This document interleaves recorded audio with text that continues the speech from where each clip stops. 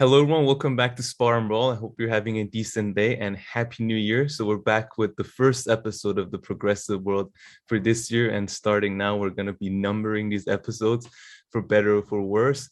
But yeah, besides that, it's going to be more as what you've been expected and seeing until now. So, we're going to start with a brief rundown of what we have for today. And you can, of course, find timestamps down below so you can jump to your favorite sections. And please like and subscribe if you haven't. So first, we're going to start again with there's been new elements that have added new angles, but also previous ones of the ongoing beef between Cenk Ana and Jimmy Dore. So we're going to be discussing the new aspects has to do with the ongoing virus, the movie Don't Look Up, and other elements related to it. Then we're going to move on to this article by The Guardian, which talks about how people are losing their attention and talks a lot about social media and how that's the main culprit. So we'll get into that. It's kind of funny article. Then Glenn Greenwald about 2 weeks ago had a pretty good guest on, I would say, for this kind of topic on Bitcoin. He made quite a nuanced argument about the value of Bitcoin. So we'll get into that, but I had a few questions that if I was talking to him, I'd want to ask, but yeah, it was really good stuff there. Then we're going to move on to our progressive geopolitics. So I think we have some of the best progressive geopolitics content that we've had in a while. So we'll talk about Build Back Better at first, then switch to this great video. I mean, I found it to be really great. Aaron Maté did on the Grayzone with this ex-Pentagon advisor. And it's funny, I don't know, are there actually like rational people like him in the US government and military, or maybe there are a few of them, or once they retire, they showed their rational side? I don't know. We'll discuss that.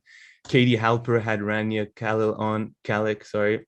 She went to Ethiopia, so we'll be talking about that. There have been a lot of developments in Kazakhstan. So I don't know if Sam, you just want to mention brief sentence, but I know there's been protests. Some protesters have been killed as well. So if you don't want to add anything besides that, we can just talk about it once we get there. And then as well as some usual developments about surrounding Middle East, Iran, Israel that we talk about.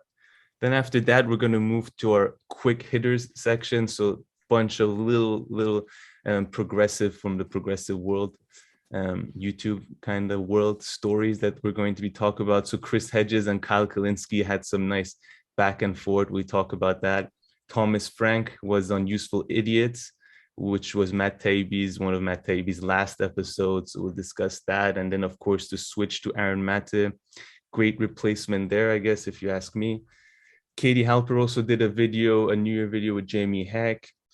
Nomiki Konst. Jamie Heck, sorry. Nomiki Kunz, I believe.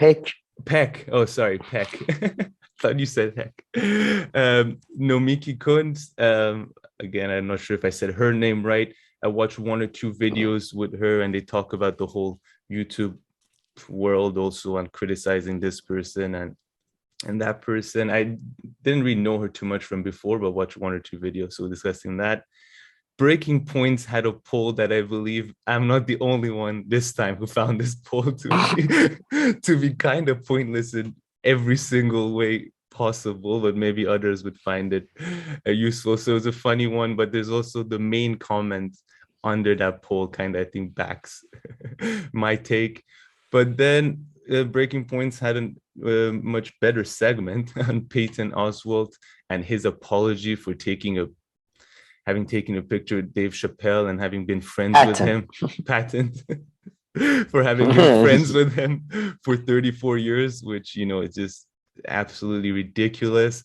And then finally on Instagram, I found this picture, Bernie Sanders from, when is it from? I think, is it from? In the 70s. Yeah, I had it. I don't have it right here on my 78? phone. Yeah, 78. And someone asked them, what do you want for Christmas? Or what's your Christmas or New Year's wish or something like that, a newspaper. And he goes on a typical Bernie Sanders kind of, gives a typical Bernie Sanders answer. Let's put it that way. But okay, unless I think that's all we have for today, Sam. So yeah, there'll be timestamps down below, and please like and subscribe.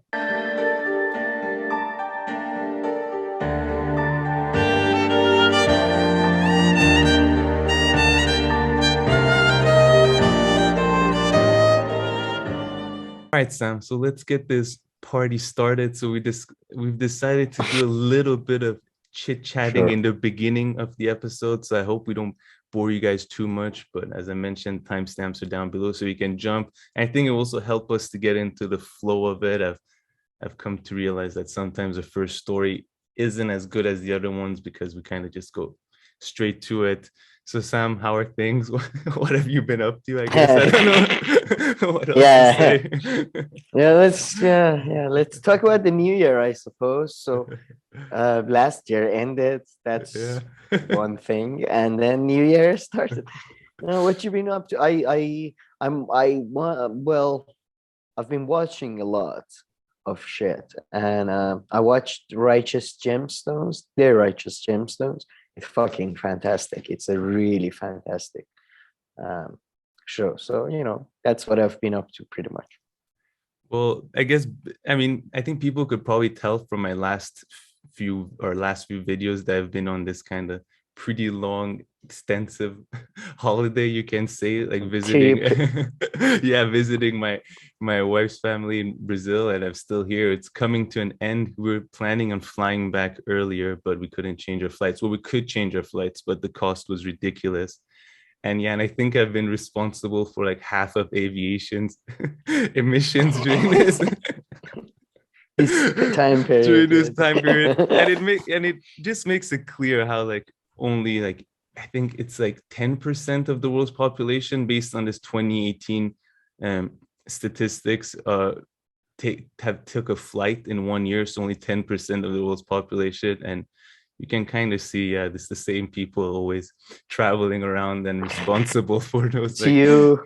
yeah 2.5% of emissions by the aviation Wow. industry. And yeah, one funny thing that's been a bit of an inconvenience, I have to say, Sam, but maybe you're more used to this, but when you're in a country where you can't drink the tap water, it brings some logistical it brings some I logistical issues, especially when you don't have those big tankers. Like if you have that big tanker, then it's fine, but now I'm Yeah. always have to be like, oh shit, do I have water for for tonight or for Well, I tomorrow? didn't. But first of all, I've never been to like.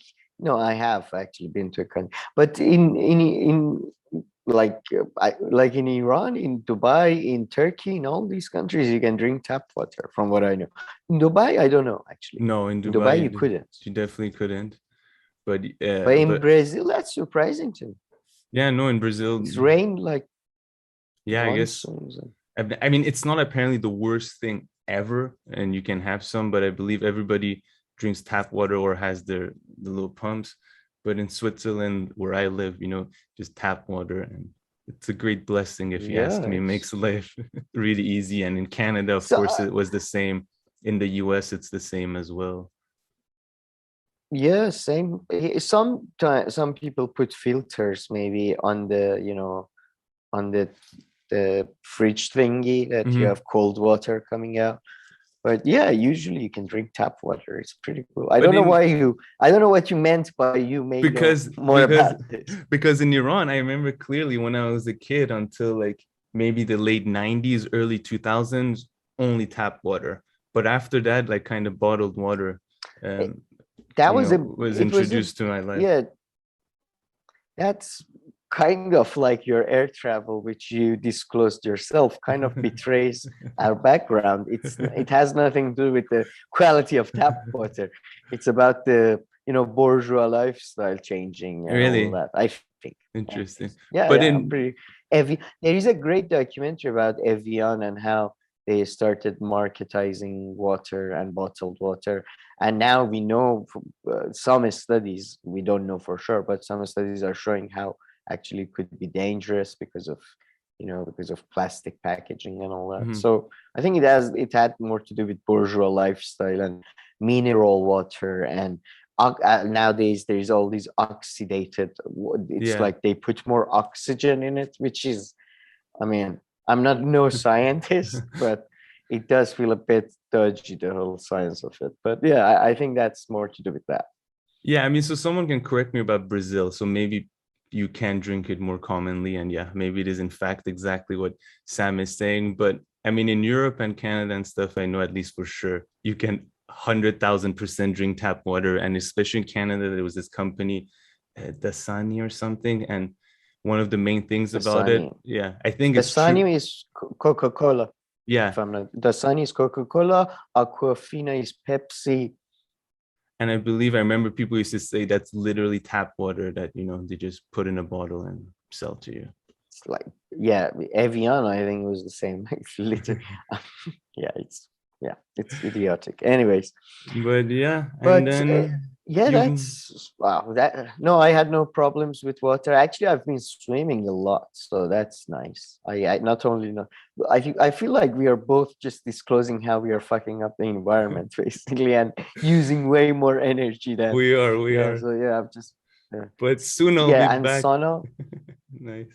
Yeah, I'm yeah. It's been. I'm trying to think. Oh, I watched the Matrix one. Have you seen the new Matrix? Oh, there's a new Matrix, like number 4 or something. Yes, it's been out for like 2 weeks, 3 weeks. Oh no.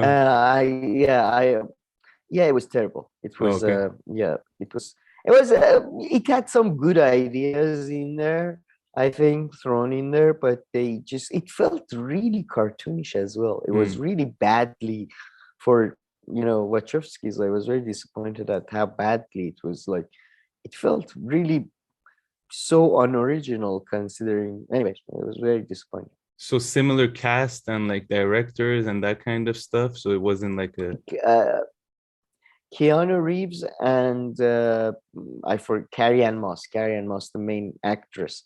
They Trinity. They come back, but everybody else is pretty much recast except the one sort of, I think, side character, the French guy from the second movie. Do you remember? And third movie, the French. It was like a rogue program or something. I don't no, know. no. But yeah, it was they Morpheus and all that had changed. Okay, but But still. yeah, that's yeah. And same director. Well, one of the directors had Mhm. returned, Lena Wachowski. So yeah, So but yeah, yeah, same that here. was disappointing. I see. Yeah, so yeah, and I'm still working on the Jordan Peterson stuff, and yeah, so that's not fun at all. So yeah, Well, in terms of that's that kind terrible. of content, I watched Sopranos again for the millionth time. Watched season 4 recently, and then Elizabeth Holmes, The Verdict came out there. So I listened to the last Oh, episode of the nice. Dropout podcast twice. It was fun. But yeah, I She's think that's guilty, about it. right? She was Yeah, guilty. she was found guilty on 4 of the charges.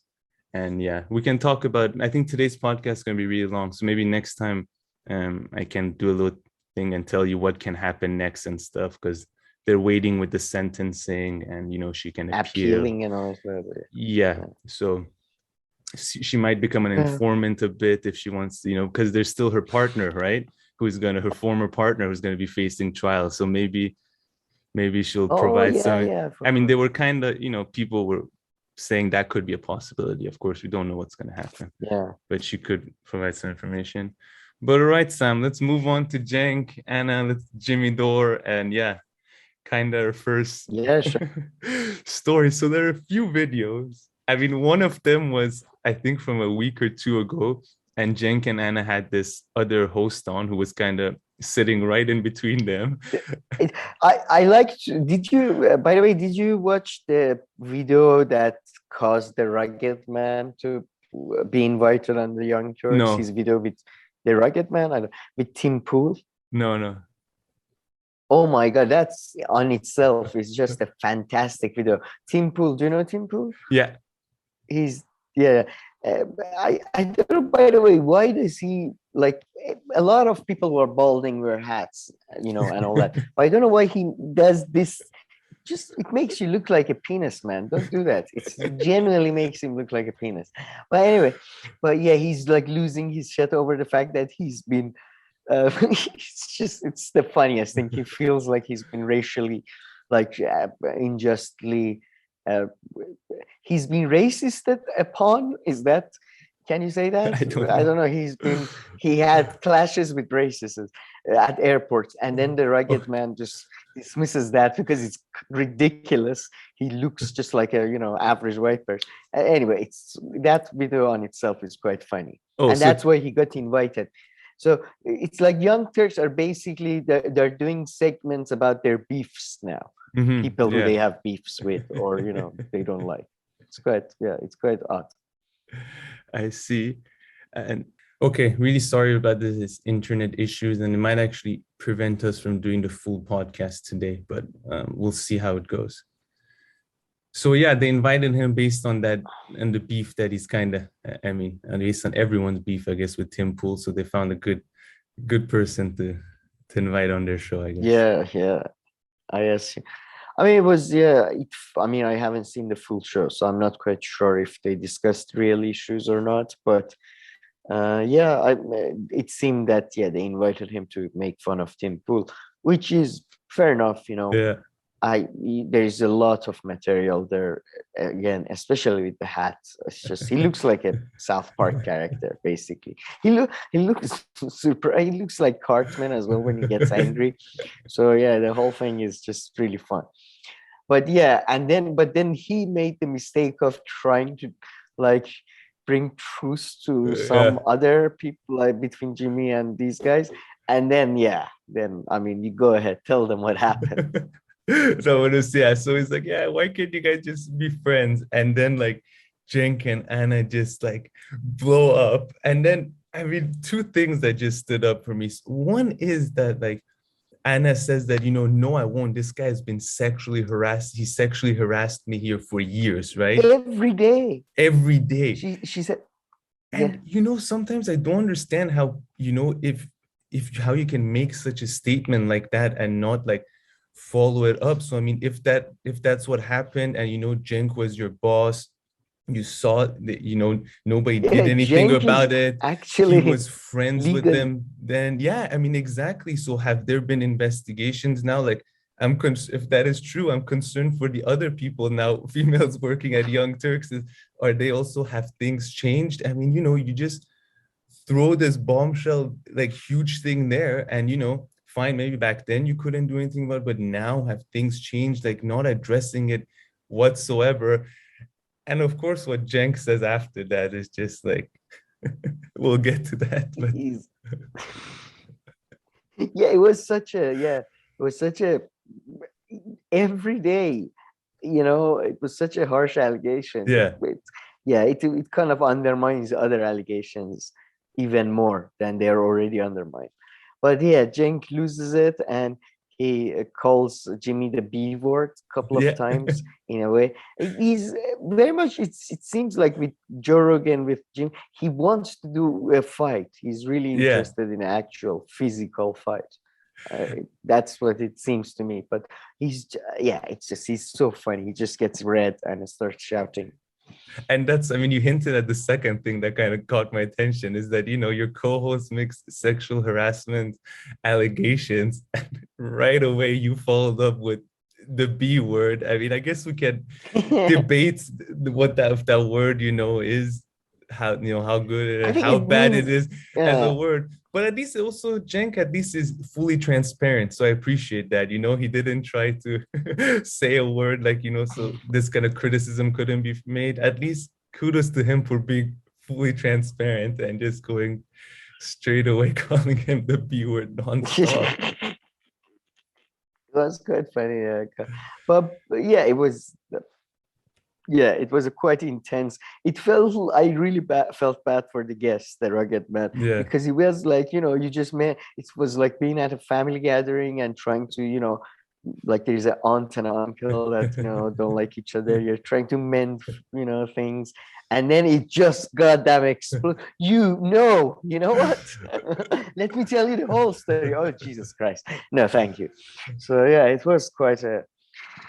I mean, but surprisingly though, there was no response from Jimmy. Usually he does respond, so that was quite surprising. Yeah, he didn't respond that, but you're right. I mean, they want to pick on fights with people. I mean, then they made this other video where they talk about, how Jimmy claims that, the CIA or like CIA backed people or like YouTube are kind of coming after him. And then Anna, like after a few minutes, she just brings in Aaron Maté. And I'm like, Aaron Maté had nothing to do with this Grayzone story. and Yeah, but she goes to Aaron Maté. Aaron Maté had yeah. nothing to do with that story specifically. And the way she hates Aaron Maté, I like, I'm there has to be something that had happened. She hates this guy so much. She kind of hates him as much as she hates, like it seems like Jimmy Dore and others. And like the Jimmy Dore one, I mean, you know, she's talked about where her kind of hate from him comes from. But the Aaron Maté one, she hates Aaron Maté so much too, and just brought him into this story based on nothing. He hasn't been talking recently about this stuff. You know, they had their thing last year, but as far as I I know, at mean, I least, guess she's was through Max Blumenthal and the Grayzone connection, I assume. then that's a bit But unfair if you ask me, yeah, to be honest. yeah. Although I do, I mean, begrudgingly, I do agree that, CIA is not wasting its time, propping up, or they are, I'm sure they're doing some intelligence work online and bullshit like that, and they have their plans or whatever. But I'm 100% sure they're not specifically. I'm not 100% sure. I'm pretty sure that they're not specifically going after, Jimmy Dore or any other specific, or like our growth hasn't been as good as we expected. I feel like it's probably it's because of that. I mean, I assume they changed the algorithm to you know to you know suppress anything that is controversial, which pretty much means everything in politics Yeah. that is especially on the left. But I doubt they're going out of their way targeting a specific people. Specific people in that sense, yeah. I mean, I think overall they don't really favor, like, you know, non-mainstream sources of news too much. That seems to be clearly the case. But then some seem to, you know, be able to do well. I mean, Breaking Points brought in all those subscribers relatively well, relatively quickly. Jimmy Dore I think himself, breaking Jimmy points. Dem himself recently has been gaining new subscribers. He was kind of stuck around the 800,000. Now he's close to a million, or perhaps he's surpassed a million. So maybe there's an overall thing. And, you know, like maybe there was this other video talking about, so that let me get her name here. So, you know, Nomiki Konst and with a host, they were also talking about this, and, you know, saying that how they're not Oh gaining God, any that new was subscribers, and YouTube is not showing their content to too many new subscribers and stuff. And like, you know, I feel sometimes our stuff are not being shown to new subscribers that often. Some of them I look and it's shown like 70% of subscribers, but some are shown like to 50% of people who aren't our subscribers, and they still don't subscribe. So I think we have to take some of the blame too, that I yeah, guess we're you just have to not look that good. inside Yeah. sometimes. Yeah, We're not that good at interesting, perhaps, yeah, as we hope to be. yeah. But then again, yeah, I do think like it's a business, right? And as a Mhm. business, you try to avoid controversial topics and try to avoid, public media heat and all that. So it definitely, of course, they're gonna, you know, their algorithm's gonna favor, let's say, I don't know, a thing like it's like movies. Why do they make more PG movies than Mhm. R-rated movies? Because they make more money. So that's it. But the David Dolan Nomiki Kunst thing was so, oh my God, these people are, I mean, it was like the imbecile meets the inept. Like fucking hell, these guys are just uh, beyond. I mean, David Dole is just, he's a complete idiot. Like, I'm sorry, but he seems like a nice human being generally, I assume, but he's an idiot. And like they literally are talking about making free speech means tested, Mhm. so and Nomiki Kunst specifically goes after Kim Iverson from The Hill, Yeah, and yeah. I just don't understand why, like, she calls her conspiracy theorist and all that, Without saying you know anything, without backing it with even one thing. So I don't watch their content often, and I'll actually link to the specific video in the description box. So maybe before she has Mm, elaborated, but yeah, she calls them a conspiracy yeah. theorist, and that's it, and just moves on. And by the way, she last year she did a thing with Katie Halper. She did an interview with her, and in that one she was also she was basically, I mean, in my view, she was being bad, I suppose. Being bad, that's really, but yeah, she was pushing the Josh Fox bullshit, like allegation that the documentary that Michael Moore made was uh, was a misinformation or disinformation, and was taking Josh Fox, who, by the way, I don't know how that guy is still not like completely, like he there are all these allegations of abuse he's had against him, and somehow he's Me Too proofed for some reason. He's like Biden. He still manages to have shows and comes on shows and all that. Uh, piece of quite a piece of work. I see. Anyways, I'm not too familiar with so him. oh, he's the idiot who makes documentaries about climate change and Mm. bullshit. Like, I mean, he's a complete, yeah. I despise him. I really despise him. But yeah, so I mean, she has a history of just, and she was, by the way, I mean, there are all these bits about her talking about Libya and how Libyans are so happy that Americans have freed them Really? from the, Stop it. yeah. No, it's everywhere I go in Libya, it's just people telling me how fantastic, how fantastic. Thank you for targeted destruction of our country. But yeah, yeah, it's just, and then yeah, they're talking about means testing free speech, which is so, I mean, it's so funny because they are idiots as well. It's like you can't really argue they have ill intent because you can see their brain working. Yeah, if you have access to a big platform, then that means you have responsibility. It's like a Spider-Man, if you know, with bigger responsibility. Yeah, it comes with power comes responsibility. And then yeah, I'm sorry. And by the way, David, though Canadian, he's got such a Canadian like a stereotypical accent. Something. I'm sorry, but you can't. I'm sorry, you can't have that platform. Man. I'm sorry. It's just you idiots. And then their idea of doing a telethon as like, Jesus Christ. That really got to me. I mean, the last Joe Rogan part really got to me. But yeah, I mean, they start off with talking about, you know, how YouTube is, you know, not helping them out, like restricting their content. And then they move on to people who like they want their content to be restricted, you know, like people like Joe Rogan. Exactly. And then they're like it's Spotify. So, and then she draws a parallel between Spotify and the New York Times. And she's like, you know, back in the day, we used to fact check people, you know, Spotify should, you know, fact check Joe Rogan. Yes.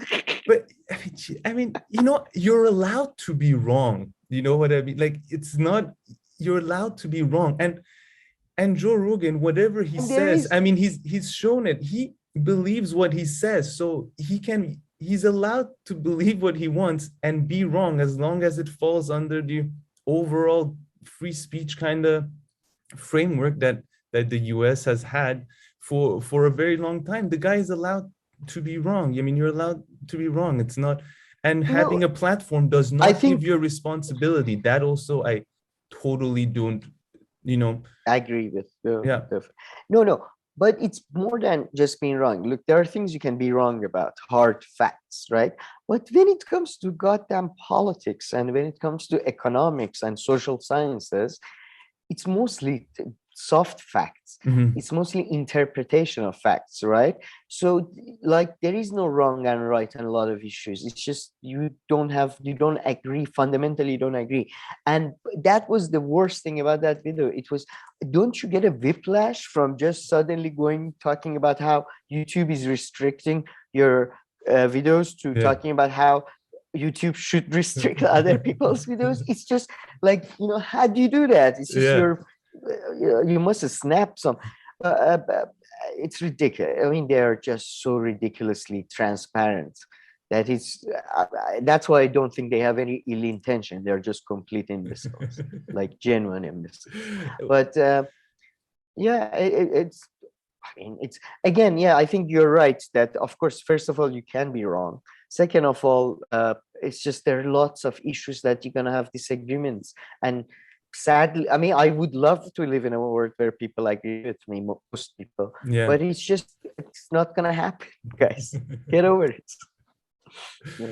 Yeah, and Very, very. I mean, the other very small thing that, I mean, that's very small in the video that kind of got to me, but you mentioned it. They talk about how YouTube keeps on showing us to the same viewers and to the same subscribers. And then she's like, why don't all of us like YouTubers get together and have like videos at the same time? But I was thinking, well, you're just gonna again be doing the Oh, same thing. You're gonna again be yeah, showing you're to the doing same people. So if anyway, that's oh that's my fine. God. I mean, again, you're That allowed to was be more, wrong. yeah, I think that was more out of desperation because I did look at her videos and views and stuff. Just I clicked because it had been a long time and all that. And she's not doing that much better than us, which is pretty bad Really? considering I we are doing didn't see. terribly. Yeah, yeah. Like she's doing like twice our views or three times our views, which for somebody who is a former representative of Bernie Sanders to the DNC and all that, I was quite surprised at her. And she has like all these, oh shit, she has all these Mhm. famous people on quite a lot. So it was surprising to get some viewers off of like Young Turks and all that. So I Yeah. assume. But yeah, anyway, what more to talk about here? So we had a few more things. There's the movie Don't Look Up that Jimmy Dore kind of Oh brings yeah, in. I love the movie. I don't know what was your Yeah, no, take. I really liked it. I mean, especially I found it really, really entertaining in like the first half. I mean, I told you I loved that first Oval Office scene when you see Jonah Hill for the first time, and it's just Jonah Hill is amazing. absolute bonkers, and the way they're thinking about things, that how something can be an issue and how something cannot be an issue. And then what university are they from? They're from like the University of Michigan. And uh Oh, then, I don't even remember.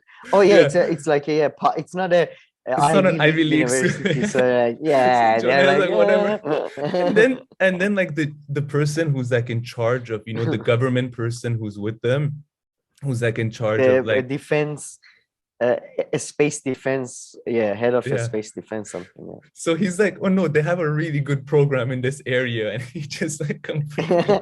scuffs it.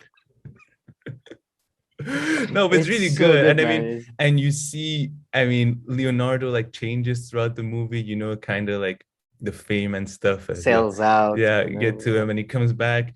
And then, but yeah, I mean, Jimmy Dore thought that it was about COVID-19. And to be honest, I also got the same impression that, maybe that is the issue, that they were, like the metaphor was about that issue. But I think you could apply it to kind of any issue. But then you mentioned climate change and other No, mentions but climate I change. think it, It is true that it yeah, makes more sense for it to be a metaphor for climate climate change. change, I It was guess. clearly, yeah, climate change metaphor. And I do think, I'm not sure, but I do think the work has started before COVID Yeah, or at the I'm beginning sure of it did. COVID, so Yeah. they couldn't see No, everything, you know. So I'm not exactly, they've been but anyways, promoting this it's movie for like a year already. So like I'm sure it started way before. yeah, and yeah, but the thing was like it was so one of the greatest things about the film was that actually you never find out president is a Republican or a Mhm. Democrat. It's never stated specifically, but it's kind of both. It's implied she's basically could be from either. It Yeah. doesn't make any difference because she has that picture with Bill Clinton Hmm. hugging her, and she's not completely like a complete sort of crazy Well, person she like Trump. becomes a bit towards the Yeah, end. she increased. Yeah, yeah. There are even from beginning. There are like she talks about the smoking thing and all that, Hmm. but she's like it's not like there is the Jonah Hill figure, which Yeah. is her son, who's like chief of staff, I think, as well. Yeah. It's so good. Yeah, it's so good. But yeah, yeah, I didn't get the criticisms from Jimmy Dore and stuff that yeah, it's villainizing one group against the other and all that. It's just I don't know. It felt Yeah, very it like didn't. unfair, and Yeah. to be honest, just you didn't really get the movie or watch the movie properly. It felt like that. It felt like yeah, it didn't. Yeah, I heard Jimmy Dore's criticisms through like second hand or something. Like, I didn't hear him directly, but I it saw seems it to on be, the Jackson guy. yeah, it seems like that's what they were saying. Yeah, I didn't quite get that. I mean, he is right that like the sign, I mean, because I guess scientists now, but I mean, not all scientists are saying like, the kind of dogmatic thing about COVID either right now. If you like read some of them, they're far more nuanced than, what the impression you would get from no. different TV channels and all this. So, and he's a Okay, science, but yeah, there is no, yeah. no, but there is no, I don't know, but there is, I don't think there is any, the movie doesn't take any sides. They're not villainizing like Republicans or No, no, not in that anti-science sense. people. They're No, no, just, they don't. Yeah. yeah, I don't, No, I'm just saying the no, they're overall point, villainizing the science, officials and the yeah. fact that they manipulate, everything to their own benefit, to their own very short-term benefit. And corporations as well, right? Because I mean, they Oh were yeah, about the to Apple solve the guy. issue, right? Yeah. I mean, they were about to solve Yeah. the issue and then they call it off and then they weren't able to solve it because Oh of God, yeah. corporate greed. The whole Ron Perlman character, the guy who is like this I think he's ex-sheriff or something. And God, there's that scene where he's making kids exercise in White House. Yeah. Come on, you lord ass. He's from a different Ron generation. Perlman, it's so good. And they're like, isn't he the guy who said some like, I don't know, racist stuff? And he's like, yeah, but he's got a great voice. And it's Yeah. just so good. He's got a great voice. They don't even need a human pilot, but it's just because it looks better, they're gonna put him there. And then it's fantastic. It's so good. Yeah. I must say one of my least favorite was the Steve Jobs character guy. He didn't, like, they were trying to, I think, mix Peter Thiel and Steve Jobs into one, sort of. But yeah, maybe that was a bit, but it was just overall, it was so good. It was. But yeah, and again, they showed like, he was probably the most powerful person there, right? Whenever he called for the president's name, she ran out of the room and she was like, guys, I'll be right back. What's wrong? What's wrong with you? Oh my God, the part where he would smell the hair of one of the scientists, one of the scientists that was working with him. She was giving a presentation and he was like, he was so separate from any normal human. Yeah, it was, the whole thing was fantastic. It was, and it's great that David Sirota and Adam McKay, man, I think Adam McKay, Christopher Nolan was my favorite director. But now I think it's Adam McKay for sure. He's just so good. Yeah, I looked up who he is after you said that. He's done a lot of those comedies, right? The famous comedies. Yeah, and like two of Big Short and Vice, I think, are oh, no way. Ever. True, wow. But and yeah, Talladega Nights, of course. Yeah, exactly, that kind of stuff.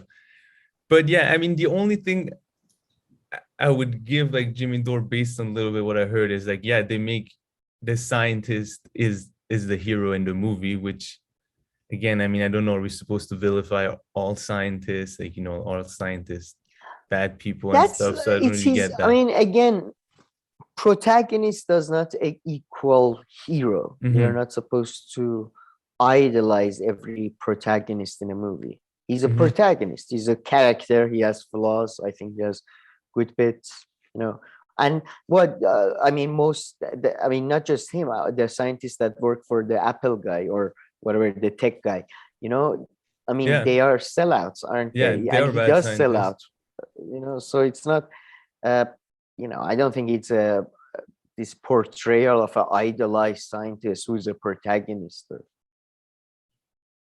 Yeah, no. Give you that. So I mean, yeah, I don't know if anything else you want to talk about there. Then we have another story that kind of goes right into this one, and it's with Joe Rogan's video being taken down from YouTube, based on the MFP issue. I don't know if this has become a buzzword that we shouldn't mention, but I think people know what they're talking about. Yeah, there is this theory. It's not even a theory. It's not even a hypothesis. But hold on, sorry, one thing. Argue, but a professor has a professor from a reputable university, based on what I understand, has published a book on it. Ghent University of Belgium. I'm not going to say the name of the professor, but his profile is in front of me. So we did some research. And then I'll throw it back to you. But in social science and all this that we talk about in all sciences, just one paper on something, is just like a start, and like a book or something is a start, and maybe it passes the peer review process, it's good, but it doesn't mean that this is a fact or anything. You judge a topic based on a body of literature, and then you arrive usually in the social sciences with some kind of a bit of a nuanced answer. So I just want to Yeah. put that out there. No, yeah, and I want to say, by the way, in terms of free speech, I personally am relatively an absolutist in terms of, I think taking these things down is usually probably is counterproductive. No, 100%. Not always necessarily, but I think in this case especially is counterproductive, especially when there are so many other ways they can get around it. But I do think these guys are they are basically grifters, and the doctor guys, the two doctors that went on Joe Rogan and stuff, and Jimmy Dore, I think one of them at least. And yeah, they're either really stupid or like really, really stupid, that kind of like Ben Carson is stupid, as in, the greatest surgeon in the world, but believes that the pyramids are built to store grain during the Prophet Yunus, I believe. I forget. Anyway, but so, that level of stupidity. And then the reason why I kind of inclined to say they're grifters and they are trying to capitalize on the mass hysteria and found an angle is that because they keep talking about how like scientifically accomplished they are. I'm a doctor, I've been working on this, I invented that, I did that. And then they feel free and they say, oh yeah, we are authority on vaccine and it's a medical science.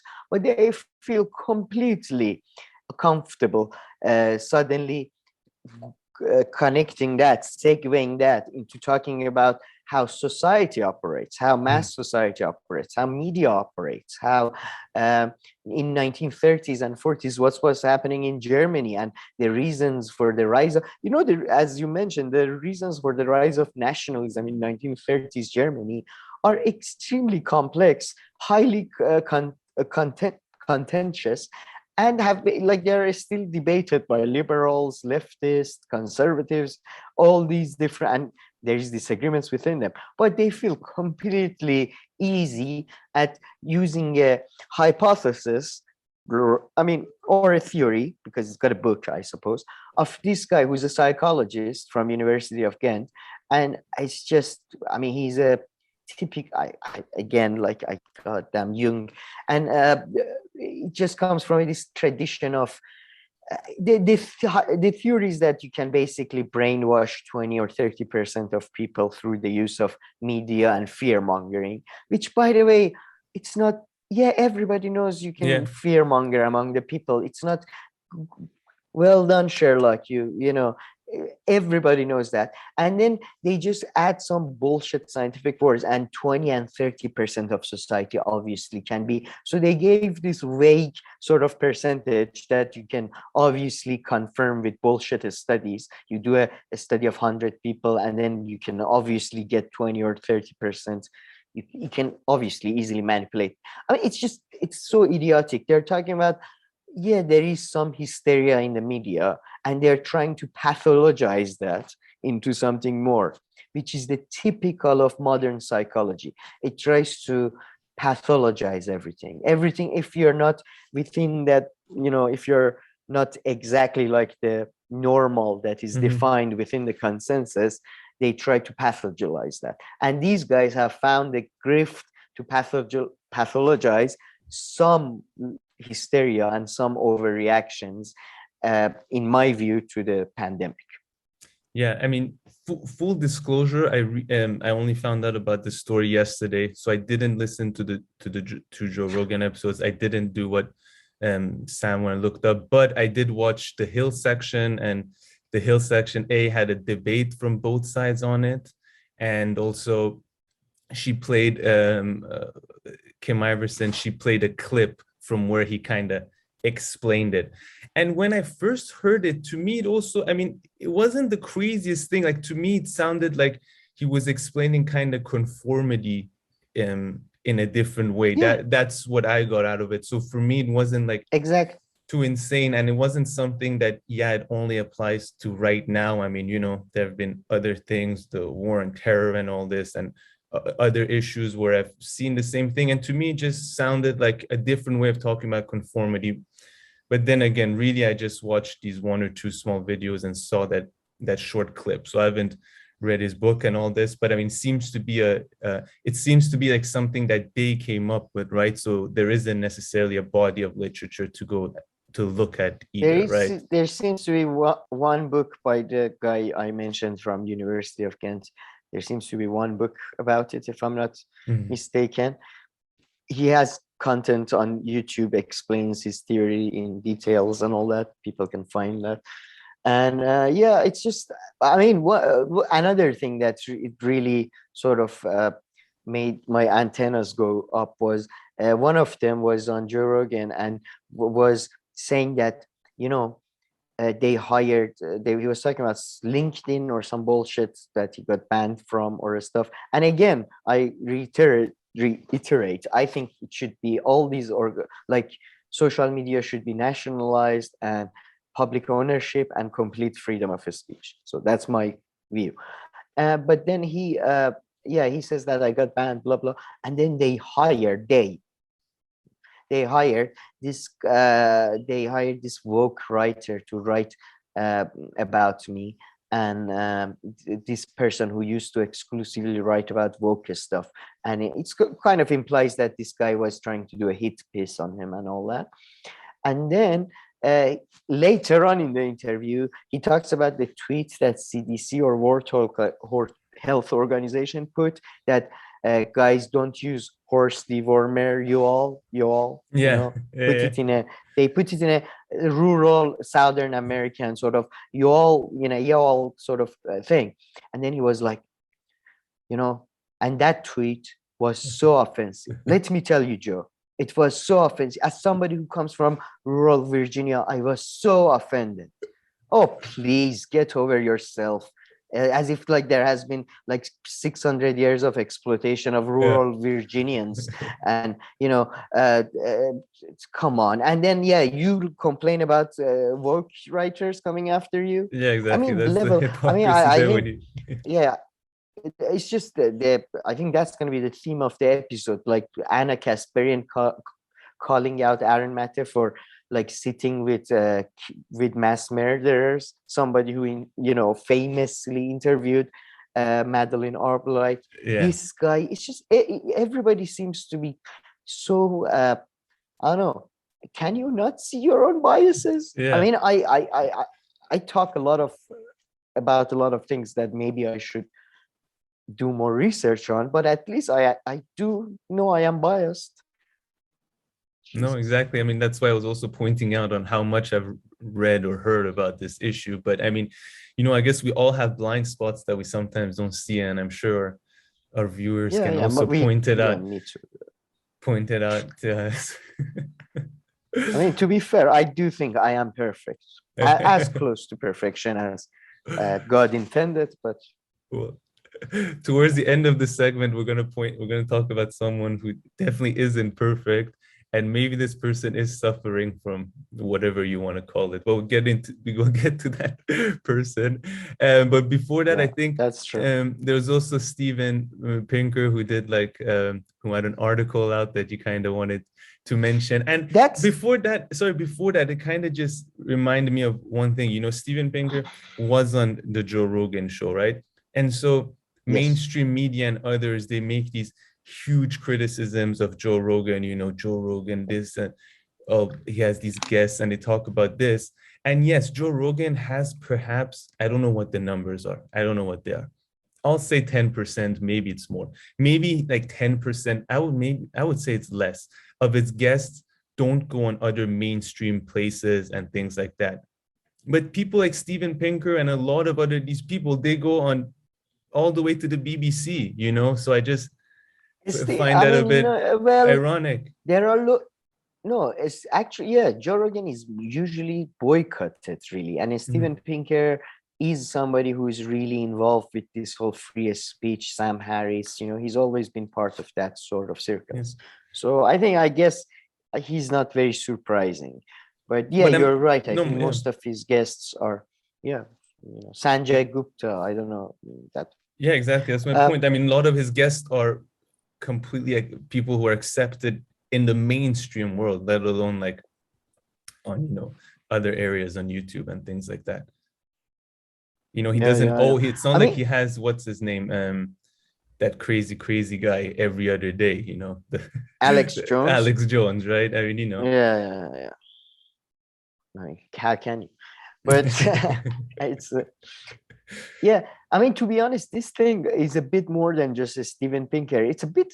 I love BBC and I have defended them, but like this new year, they really.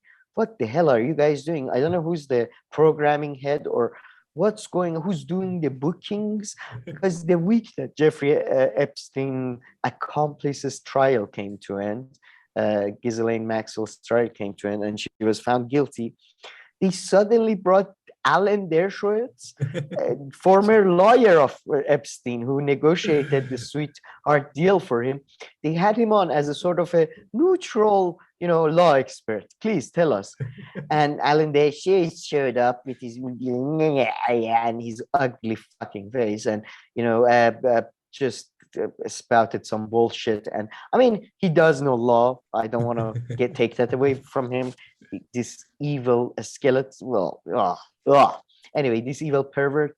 But so they had him on, and then they had all these articles and written by Steven Pinker, three suggestions for being more rational this year by Steven Pinker.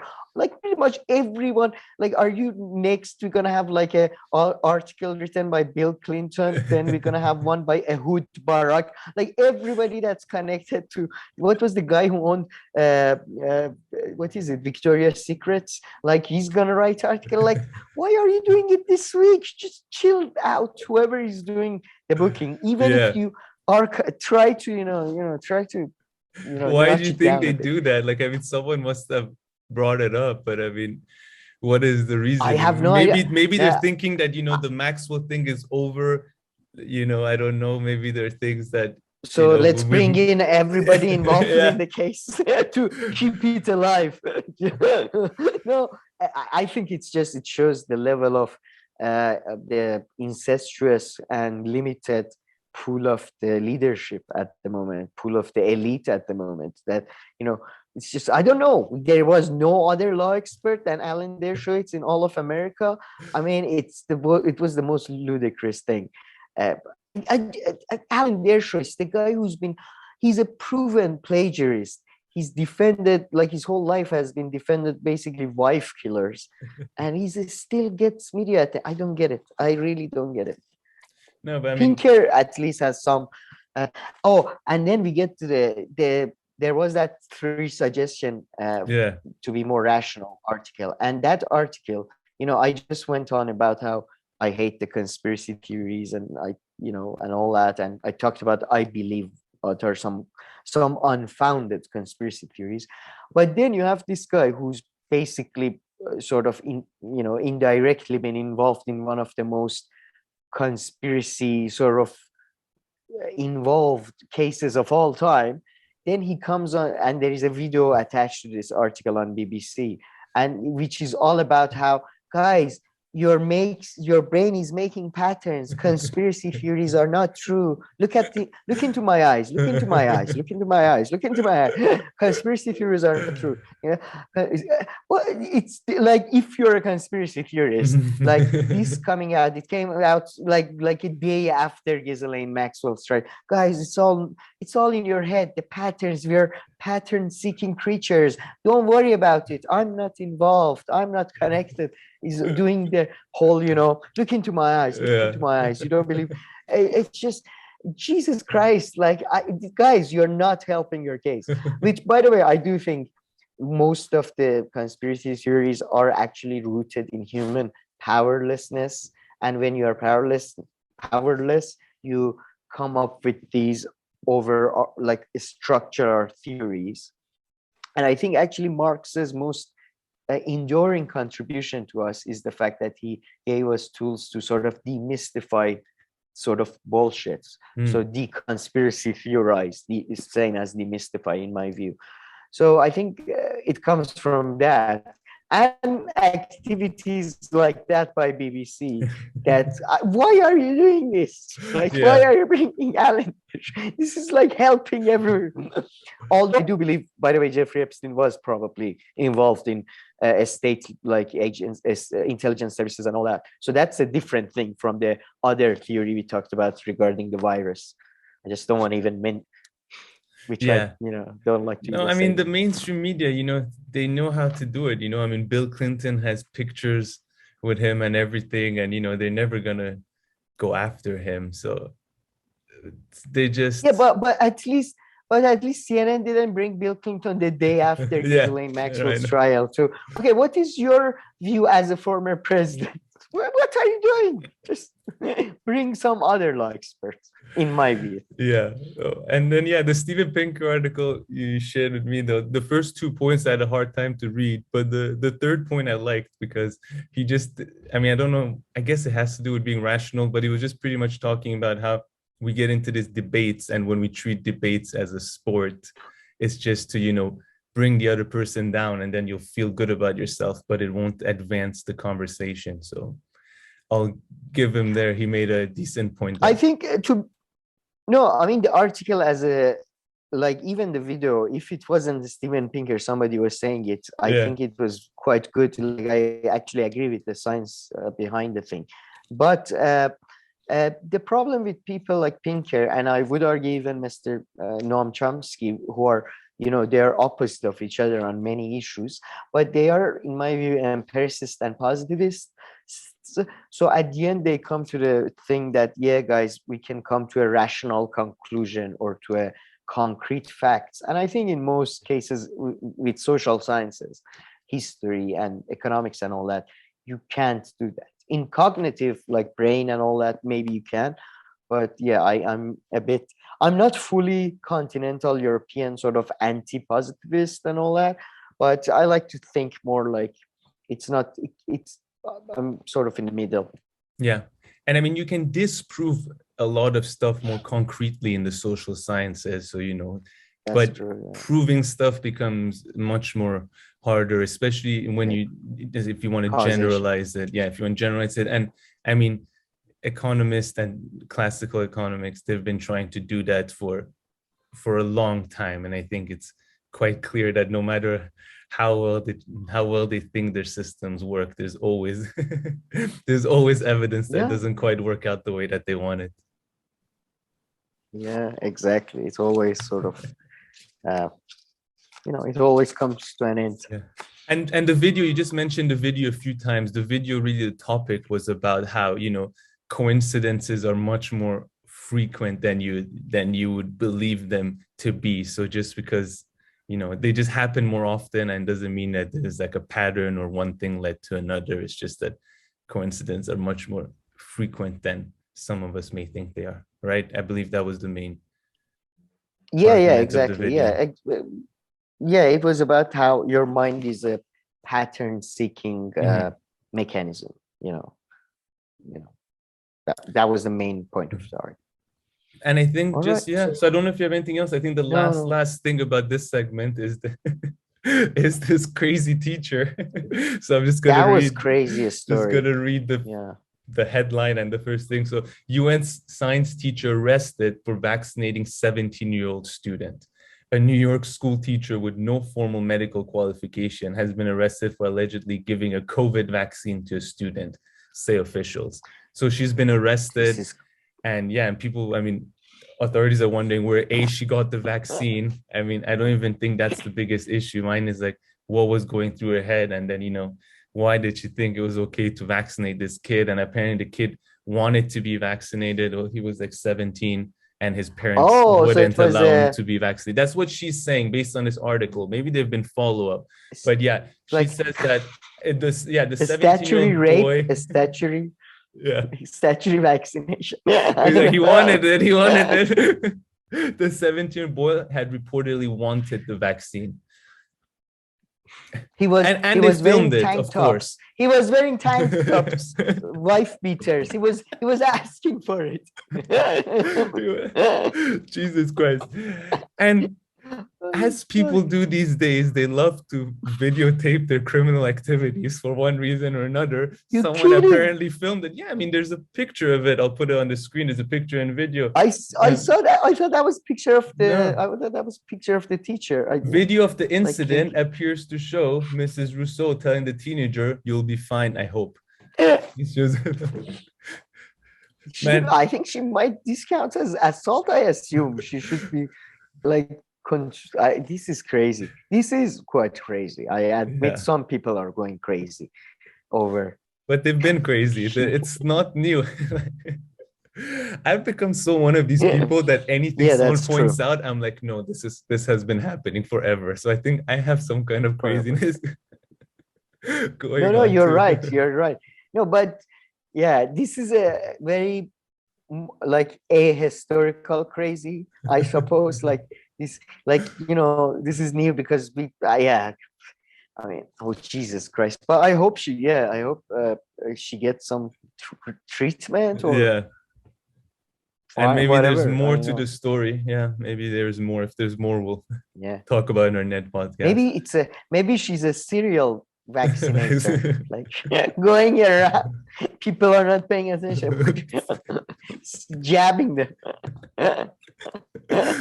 Jesus, what happened? Jesus. Oh God. Christ. But okay.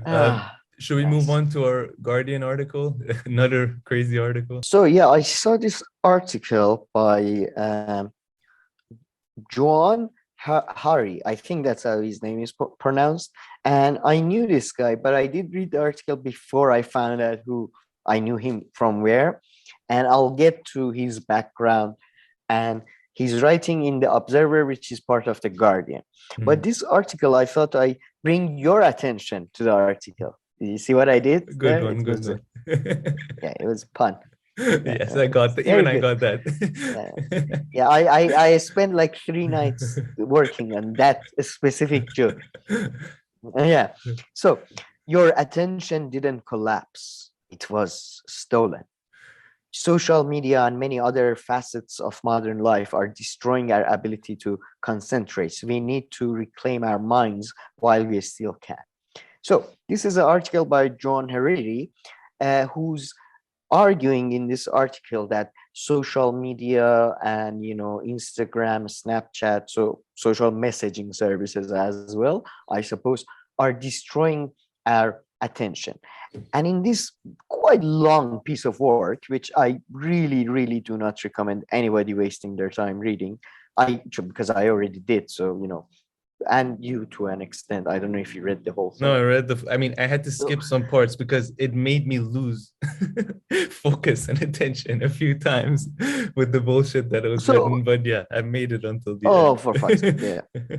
So it starts with this, as all these goddamn articles by these people do. It starts with a personal analogy about his godson and how the godson used to dance to Elvis Presley when he was 9 years old or 7 years old or something, and he was so much fun. But 10 years later, he was 5 years old. 10 years later, he's 15.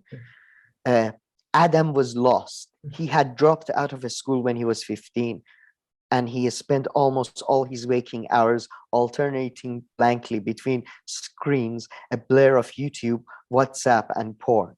I've changed his name and some minor details to preserve his privacy. Which, first, let me just make my point, then I want to get to you. Because, first of all, Jesus, he's lost. He has spent all his waking. I thought he's gonna, at this point, I thought he's gonna say he's become a heroin addict, or at least he's become like a super racist right winger or something, you know. And he's just alternating between YouTube, WhatsApp, and porn. It kind of sounds fantastic. He's living the dream, this guy. And, you know, he doesn't have to go to school. And by the way, I don't know if he doesn't come back to the fact that why he dropped out of school at the age of 15. Yeah, maybe he's his parents had issues. That's why he's like gone online or, Yeah. has spent so much time online or whatever.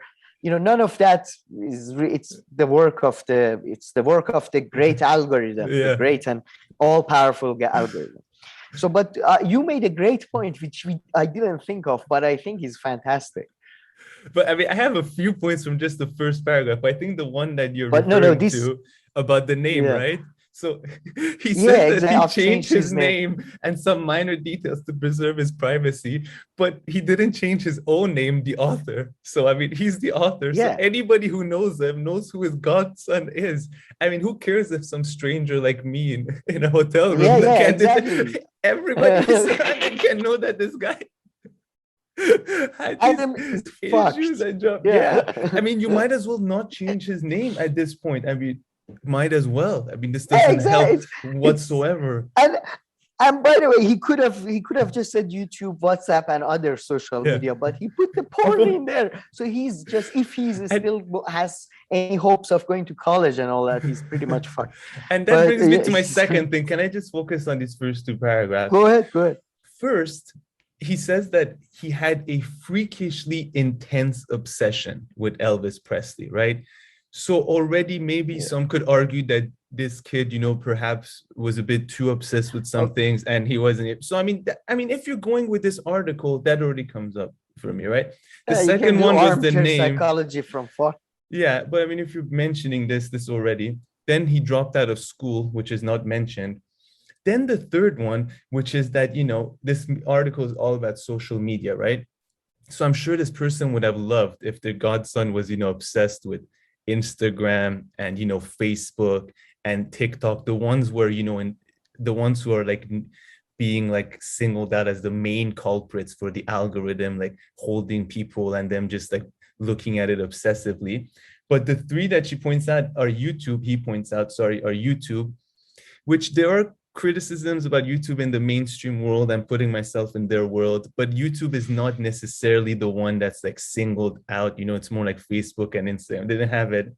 The second one is WhatsApp. Snapchat After, but not here. This maybe didn't exist. The second one is WhatsApp, which is like a messaging thing where you talk to your friends, I'm guessing. So which is perhaps not even the worst thing. And then the third one is porn. So it's just like a separate thing. Not that these are good, but I'm sure he would have loved if he could have. Maybe during that time there was no Instagram and Snapchat, so he couldn't lie to that extent in the article or something. But the three things that he points out are on the margin. I mean, one of them is not even social media. One is porn.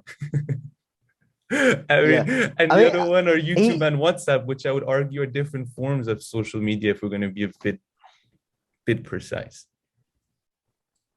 I don't think we have to, because he's a complete. My apologies. He's just completely wrong about everything. But yeah, he goes on to continue to basically just completely destroy his godson. He seemed to be wiring at the speed of Snapchat, and nothing still or serious could gain any traction in his mind. How? Why are you doing this? Like, why not? Why couldn't anything get traction in his mind? Then, okay, I'm not going to read some of it, so I'm just going to fast forward. But wait, I have a sentence right here I want to read. I'm sorry, but this article I had just turned 40, and wherever my generation gathered, we would lament our loss of capacity for concentration. I mean, Jesus Christ. Yeah, Jesus Christ. I mean, laments do you remember the days I could read the article in an hour? Now it takes me 3. You remember back then when we sit in a circle and we'd have Play-Doh going around, Play-Doh book passed around and read it for 6 hours. Who knows? Back in the day, Sam, you don't know what people were up to. Let me just put it this way. They would alter between reading Plato, Marx, Rousseau. That's all that ever happened. I don't know if you knew about that, but prior to social media, people only discussed like philosophy, the meaning of life for hours and hours and hours whenever they gathered. Maybe you don't know about this. Or sciences, natural sciences, biology, architecture, chemistry, all these kind of things, just and never wasted any time.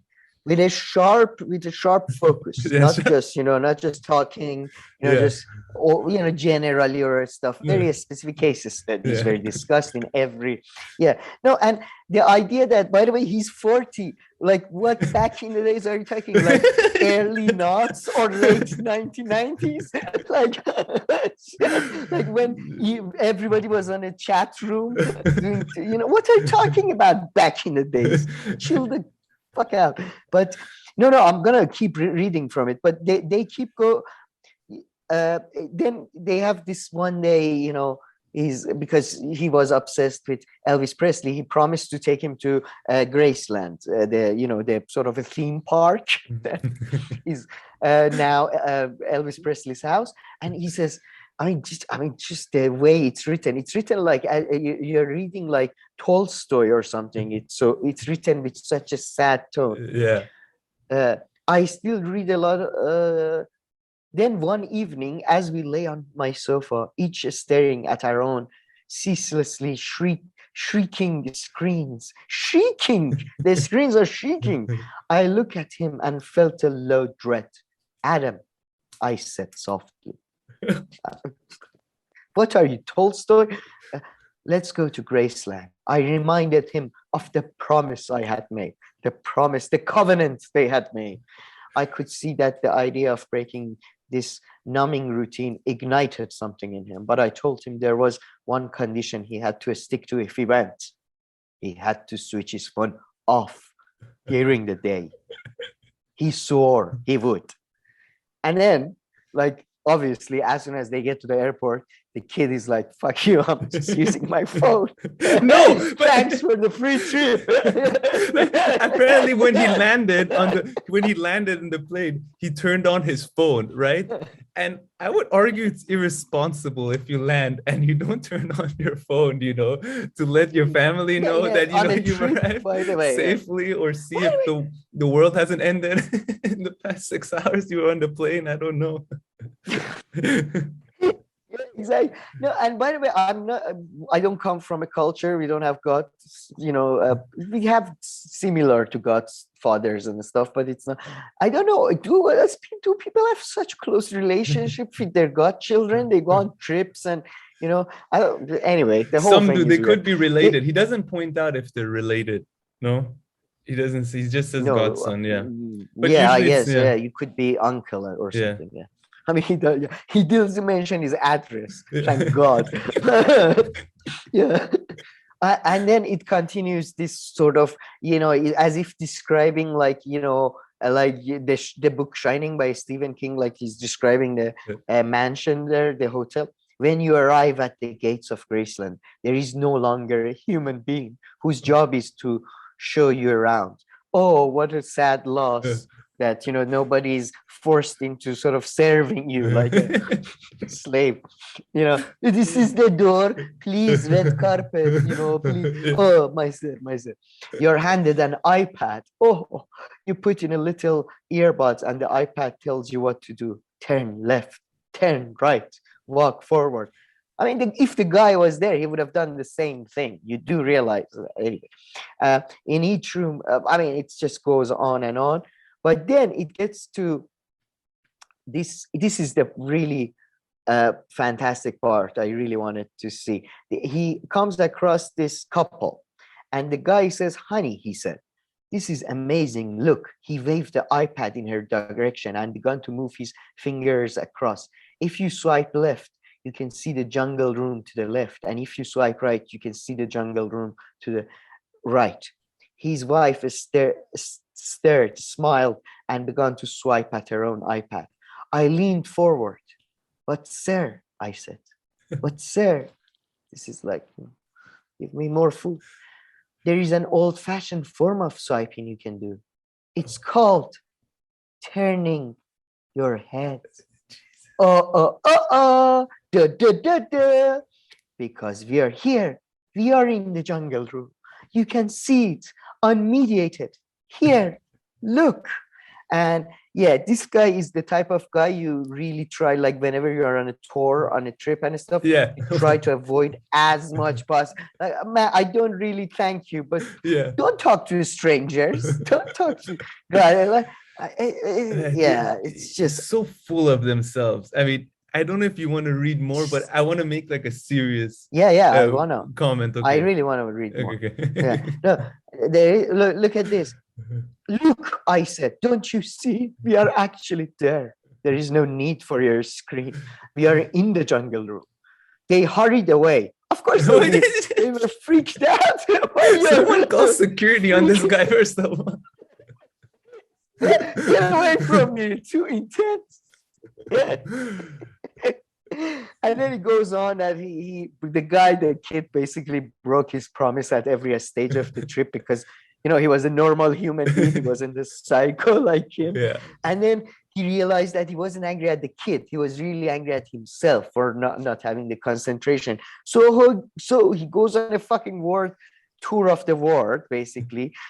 Basically, this is his like diary. He's publishing his journal. And he has interviews with professors. And I explain why I'm putting the interviews and all that in quotation marks later. I traveled all over the world in the next 3 years. So he's done 3 years to write goddamn article. From Miami to Moscow to Melbourne, all the M cities, you know, it's so obvious that he's done like he's English lit. Anyway, interviewing the leading experts in the world about focus, as if they're experts just on, I mean, what do you mean? Like cognitive scientist, like somebody who's a focus. I don't. Anyways, I went, like, for example, I interviewed Professor Joel Nick, who's one of the leading experts in the world on children's attention problems. I mean, it's just, yeah, he goes on, and they keep saying that all of them are saying it's been stolen from you. It's like the obesity crisis. It's not your fault. It's the fault of these environments that we're in. And I would argue the environment is changing, and maybe our attentions are getting shorter and all that. But it's like, anyway, I get to a joke I have. That's my point. I mean, that's my point. I mean, if the world was really this good 40, 50 years ago, I really missed out. I wish I was around during that time where people had amazing focus and just thinking and talking about meaningful stuff nonstop. They were super focused on like destroying, you know, people of color. So super focused on like, is he from a different ethnicity? Get him. You know, very focused on such different, you know, not allowing women to work and all that. So very and then you know, the thing I was saying, that modern psychology tries to pathologize everything and then obviously come up with solution for those pathologies. Then he talks about this thing called switch cost effect. It means that if you check your text while trying to work, you aren't losing the little bursts of time you spend looking at the text themselves. You're losing the time it takes to refocus afterwards. So you see, it's just about mystification and medicalization and pathologization of, you know, like that kid. I don't know, maybe that kid actually had real issues with spending too much time online, but maybe that's because he has other significant problems. Maybe it's because there's no good jobs for people. I don't know. You know, or I mean, he was 15 and he was out of school already. I mean, he doesn't mention when this person dropped out. Howell doesn't mention. It mentions he dropped out at 15. But yeah, it's a super long, super bloated pontification of a piece of work that goes on and on and on and on and on and on and on.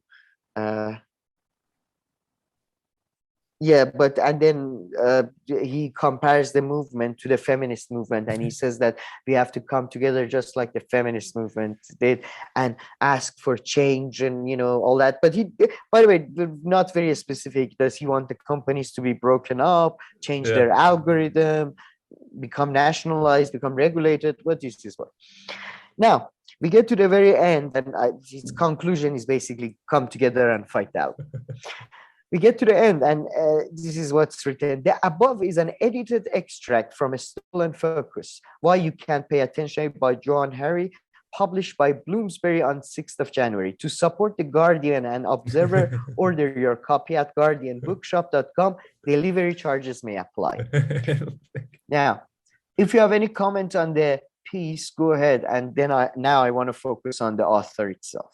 Okay, yeah, because I mean, I want to get a little bit serious. I mean, like, sure, do things distract you? Of course. And he makes the point about the email, if you're writing and you're doing something and you get your phone's constantly getting emails or something, you will get distracted. I believe that, but distractions are not unique to this. I mean, to like even our cell phones, distractions are everywhere. I mean, I said this to you, I'm not joking. Sometimes when I study at home or like work from home, I get distracted by the bathroom and I like go to the bathroom like every 5 minutes to pee for no reason or do something. That's why I like going to the library, because the bathroom's far. So like the idea of the bathroom is out of my head. I really go when I have to, not just as an excuse, like sometimes when thinking becomes hard or something. So yeah, distractions are there and they've always been there. And you should put your stuff away and be able to focus on things. And that's better. Yeah, of course, if you have your phone on right next to you and receiving messages all the time or emails, you're going to get distracted. If you have people next to you talking all the time, you're going to get distracted. If there are people playing a sports game next to you, you're going to get distracted. And someone has to show me the data that before people wouldn't getting distracted. I'm pretty sure that's not true. We just have different things now. Sure. And I come from a generation that kind of remembers not having, didn't grow up with technology. It arrived in the middle of our sort of growing up, sort of. Especially cell phones. And I used to, when I was very young, I used to spend a lot of time in rural areas where there was no connectivity, like you can bear no mobile connection or anything, right? And it was goddamn boring, man. Like it was awful. It was like this idolized past where everybody was focusing, as you say, on reading Plato and like doing work with their hand and making like woodwork or metal work or so. It was goddamn boring. Most people were just laying on the floor, just going, "Oh Jesus, or like sharing like bullshit stories, like mystical stories about them." Yeah. Why do you think in rural areas, famously, everybody's gossiping and busybodies? Because there's nothing else to do. There was no media. There was no soap operas. So what do? You create soap operas out of people's lives, So it was the same thing. It's just, So should I get to him? Should I? Please.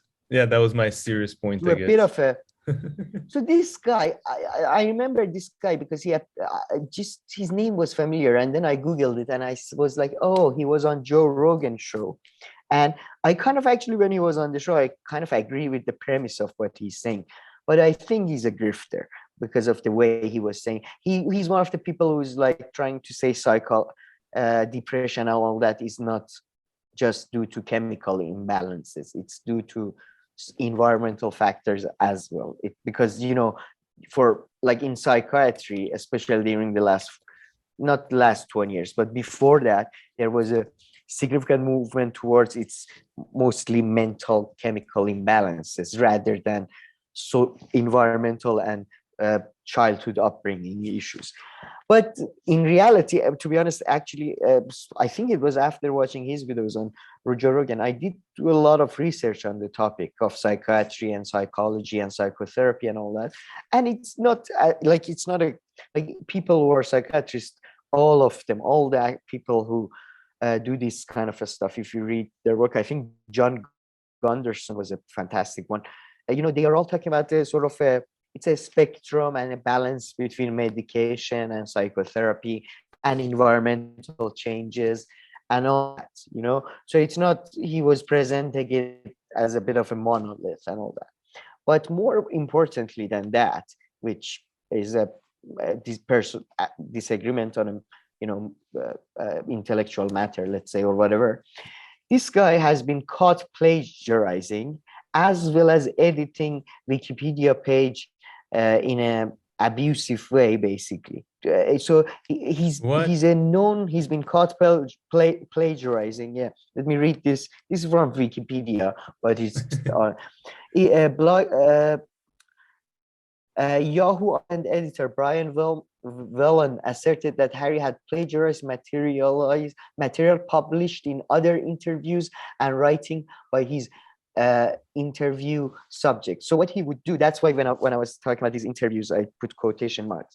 He like took other people's interviews and put it in his work as if he had interviewed Stop. the people. Now that's not even No, I'm not. plagiarism. Yeah, That's like theft. that's pretty much.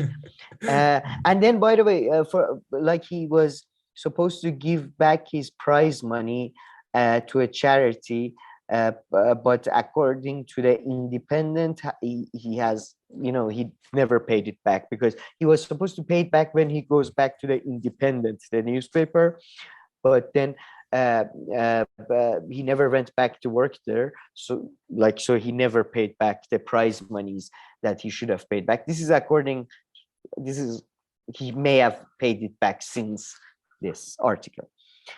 Also in 2011, he admitted that he had edited articles on Wikipedia about himself and journalists with whom he had disputes. Posing as a journalist named David Rose, he added a false and defamatory claims to articles about journalists, including Nick Cohen, Christian O'Donnell,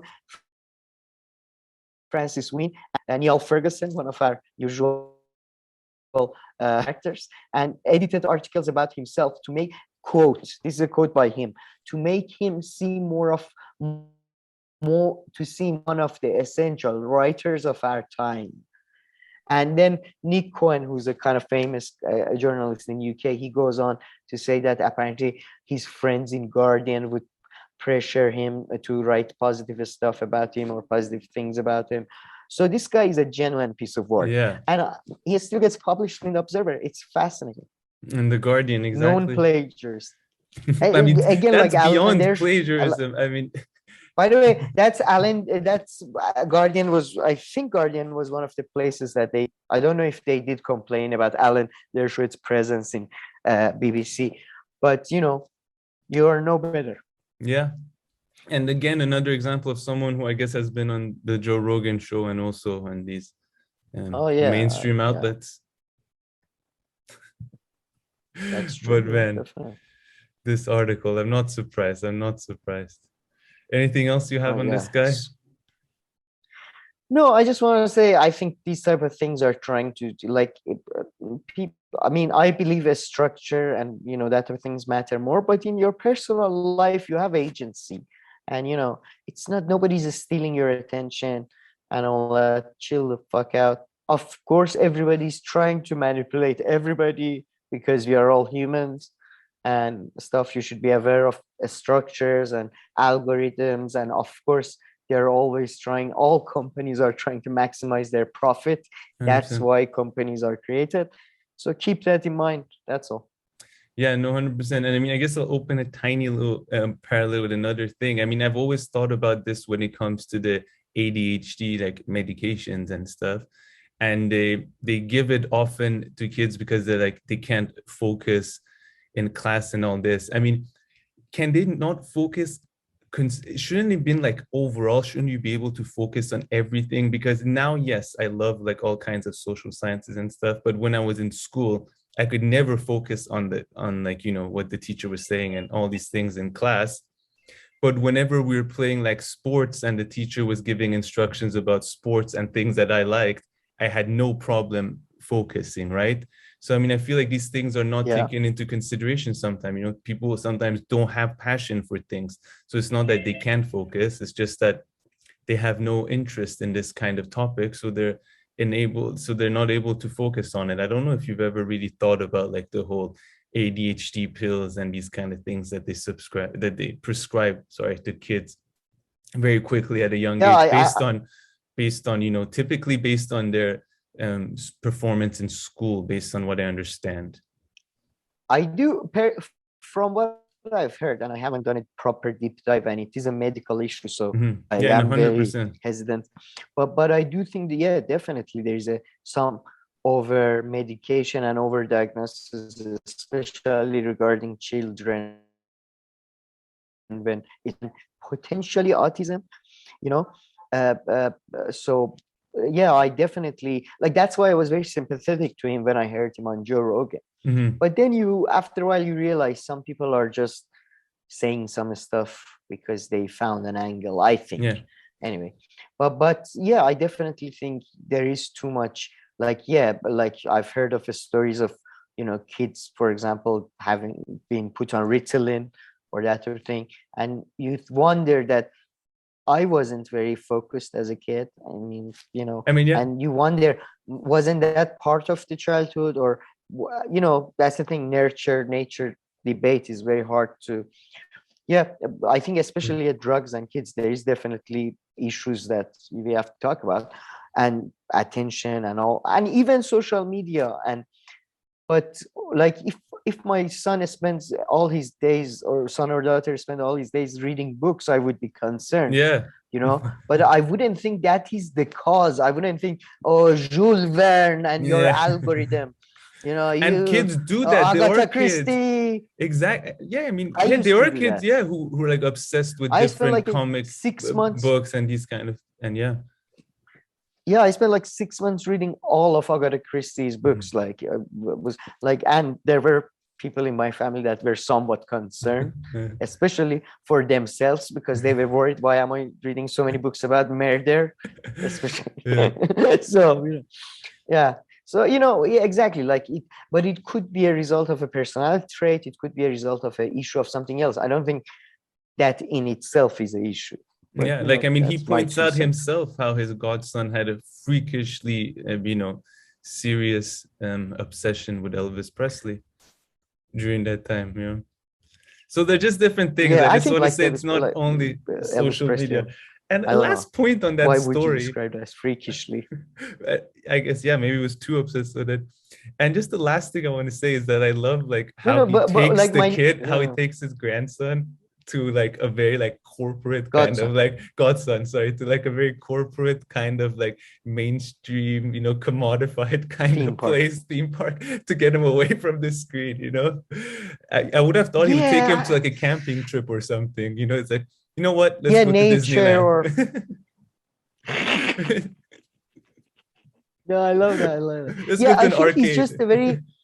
I think he's your typical. I think he's a bit of a Karen, basically, because Mm, he was the freakishly intense as well. Like I remember when like the children I know, when they were very young, children become obsessed with a song and they mhm. wanted to hear it over and over again.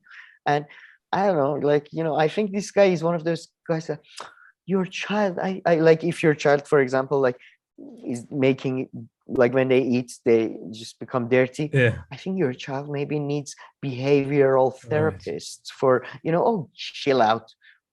man, I'm really good at shielding myself from like people and stuff. If when I have kids and people say these things, A, I'll get into a fun argument with them. B, if they're really saying something good, once I'll calm down, that's good. You learn something. C is I don't need you. I don't need to hear from you. So that's the last time I'll see your dumbass face said with these kind of comments. No, but I think the real villain in this article, it's like a great movie. The real villain you never see, the parents of the godson that have allowed this relationship with this man to flourish to this level. That's a It's good just one. ridiculous. And then like He spilling it allowed the all over child the to drop internet. out. Yeah. Who It's knows what's great. in the I book? Maybe hope there are more details and shit about this pork. I hope they have like a WhatsApp group with all their family friends, and the guy just shared the article in that. You probably did. Of course he did. I'm willing to bet anything he did. Oh god. Anyways, yeah, but that's I really wanted to highlight this goddamn article. All right, Sam. So let's move on to I think it's our third story for today. And this one, I really, really enjoyed it. As you know, I'm quite into Bitcoin and cryptocurrency and blockchain world, although I don't own any, but I find it to be an interesting topic. So Glenn had an interview with Alex Gladstein. I believe he is the president or the director general, whatever, of Human Rights Foundation. And it's a foundation that it's a nonprofit organization that describes itself as promoting and protecting human rights globally with a focus on closed societies. So not sure what that means exactly, but so here he talks a lot about money specifically and Bitcoin. So he makes quite a nuanced argument, and he's not talking about, like Glenn sometimes says cryptocurrency, Bitcoin and all this, but this guy is very focused on Bitcoin. He even, I think at one point says that, oh, other cryptocurrencies, they have, the venture capitalist involved and all that. And he dismisses that, and he kind of doesn't talk about blockchain technology itself. So he talks really about Bitcoin. And he starts from the position that he says that, the money and like currency, system is broken for a lot of people. And he's referring to two things. One is that he says in some developing countries, or even, what you call quote unquote underdeveloped countries, but also developing, there's a lot of inflation and money is always like constantly losing its value, right? So case in point, maybe you can use Turkey right now, right? It's always losing value. And secondly, he says there are a lot of sanctions and other barriers in place that prevent some people from literally sending money from one place to another, right? So within this context, he starts here, but then he makes it much bigger. And I think that's where the criticisms can come in. So he's like, in this context, Bitcoin is great because there's nobody stopping you. Anybody, I guess, as long as you have access to a phone and like technology, internet, and just know kind of how to do it. And you can look it up. Anybody's allowed to send Bitcoin to somebody else, and you can overcome any sanctions imposed by, let's say, the US government on X, Y, and Z government. So that part of it, I kind of appreciated the nuanced argument of it and the case that he presents there. And I'm like, in that context, I'm like, yeah, Bitcoin can be useful there. Let's say if you can't send some money, you really want to send some money in some way to someone, Bitcoin is one way of doing it. But then after that, he kind of, talks about how whether you want it or not, or you care about where this ideology came from, and even draws a parallel with emails. He's saying, Bitcoin is going to become the dominant, I think he even says the dominant reserve. And, he also has a lot of problems with like the banks and the kind of system that we have right now, right? The central banking system. And so that's where I he kind of loses me a bit, because I see how Bitcoin can be useful in this kind of particular context that he gives, right? But when you move beyond that, I don't really see it, and I don't think he did he really sold it beside that. So like if you're in America or something, sure, if you can invest in a bit of Bitcoin, or if you're in like the Western countries or any of the G20 countries, sure, maybe you can invest in Bitcoin and make money out of it. But at the end of the day, you're going to want to turn it into like a fiat currency, right? That's the whole point of it. At some point, you want to turn it into fiat currency so you get your return on your investment. That is one thing where I didn't see. The second one, he talks about, Bitcoin, about, currencies losing their value all the time.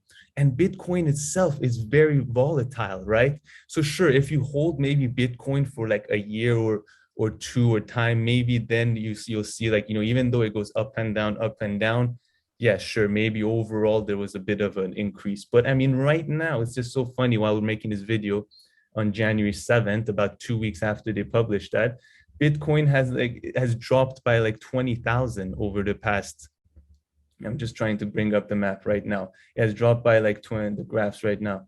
It has dropped by like 20,000 or $15,000 since that came out. It's like at 42,000. So Bitcoin itself is very volatile. So if you're saying, it's a currency that everybody could use, especially people who are like, because of his argument, like I said, he really puts it in this context of people who are in situations who can't, access the US dollar easily and all that. Well, what, they're just going to sit on their money all the time? Maybe no, they'll need to use it. And next thing you know, someone sent you money a week ago, and now you've lost it has lost like, 10 or 15% of its value. So I find that a bit ironic. Then he goes on to talk about, it can also be used for, everything, not just sitting on it. But then there's this Bitcoin transaction fee that I've mentioned a bunch of times, which starts anywhere around $1.60 and goes up. I just looked this up, right? So, I mean, are you going to go buy a Coke with your Bitcoin money when at the same time you're going to have to pay the same amount in transaction fee? It doesn't really work. Then then he says that Bitcoin is, really good because there's this limit of it. There isn't going to be made more of it. And based on what I understand, that is absolutely true. There is currently a limit on it. And there's no incentive to increasing that limit because then it could lose its value as an investment. So it is not theoretically impossible to do that, right? Then another point is like, Bitcoin seems to be good, but why not make another one that's even better, right? Why is this one that was made, the first one is, really the best one? It happens to be really good. Why can't we just invent another one that will become better? And then then some of the criticisms that he doesn't really touch on, I'll just leave those aside, like the environmental impact. It consumes a lot of energy, but what doesn't? So many of our lifestyles and activities consume so much energy. And if we switch to, let's say, some other alternative forms of energy, that problem could be overcome. Then there's this question that is put to him, which is about how, and he doesn't answer it, and some people in the comment section got a bit pissed. He answers it at the end, which is that, a lot of people who were early investors in Bitcoin, they're the ones who are making a lot of the money because they got it very, very cheap. But I mean, I think he kind of addresses and says it, in the way that I think he either says that or maybe this is my response, which is, well, Bitcoin drops all the time, right? So, I mean, and if it keeps on going up, so, you can buy it maybe when it drops again in like a few weeks or a month, buy it then at the lower part, so then make more money later. So that was like the one question that was kind of put to him. And then secondly, I have a question for you. If the fact that Bitcoin is like, useful in the specific example that he gives, right? In like, developing or underdeveloped countries where there's like high inflation, with your money loses its value all the time, and also there can be sanctions imposed. Is that kind of the ultimate test showing that, oh, if something can work in that context, then it's really good? Or is it just because something works somewhere that is like even more broken than other places?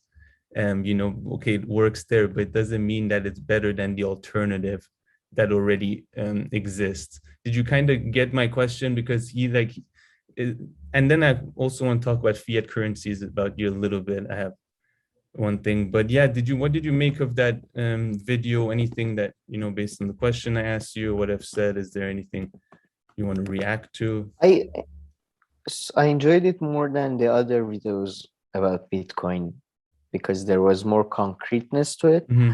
But I think, to be honest, to me, it's at the end, I came out not with a really new or original take, but just, yeah, to me, it seems like it's a speculative market created just to create value because, we've hit the end of, I think we are in declining rates of profit now in real economy. So it's a speculative market. And by the way, that's just like a speculative market can last for for millennia, So it's not necessarily, I'm saying it's worthless or anything. But the idea that the guy puts forward that it's a level playing field and, for example, he says everybody knew it was there if anybody wanted to use it. So people were early investors. And I don't think, first of all, it's as much of a level playing field as a stock market is, or at least was when it came about. All of these things, when they come about, they do, at first, perhaps allow social mobility for a very small segment, for a very small group of people. But I think very quickly, vested interest manipulates them. And I think currently, like 80% of the, like the cryptocurrency values is like the profits are being going to the 10% of the users or the people who bought it early, basically.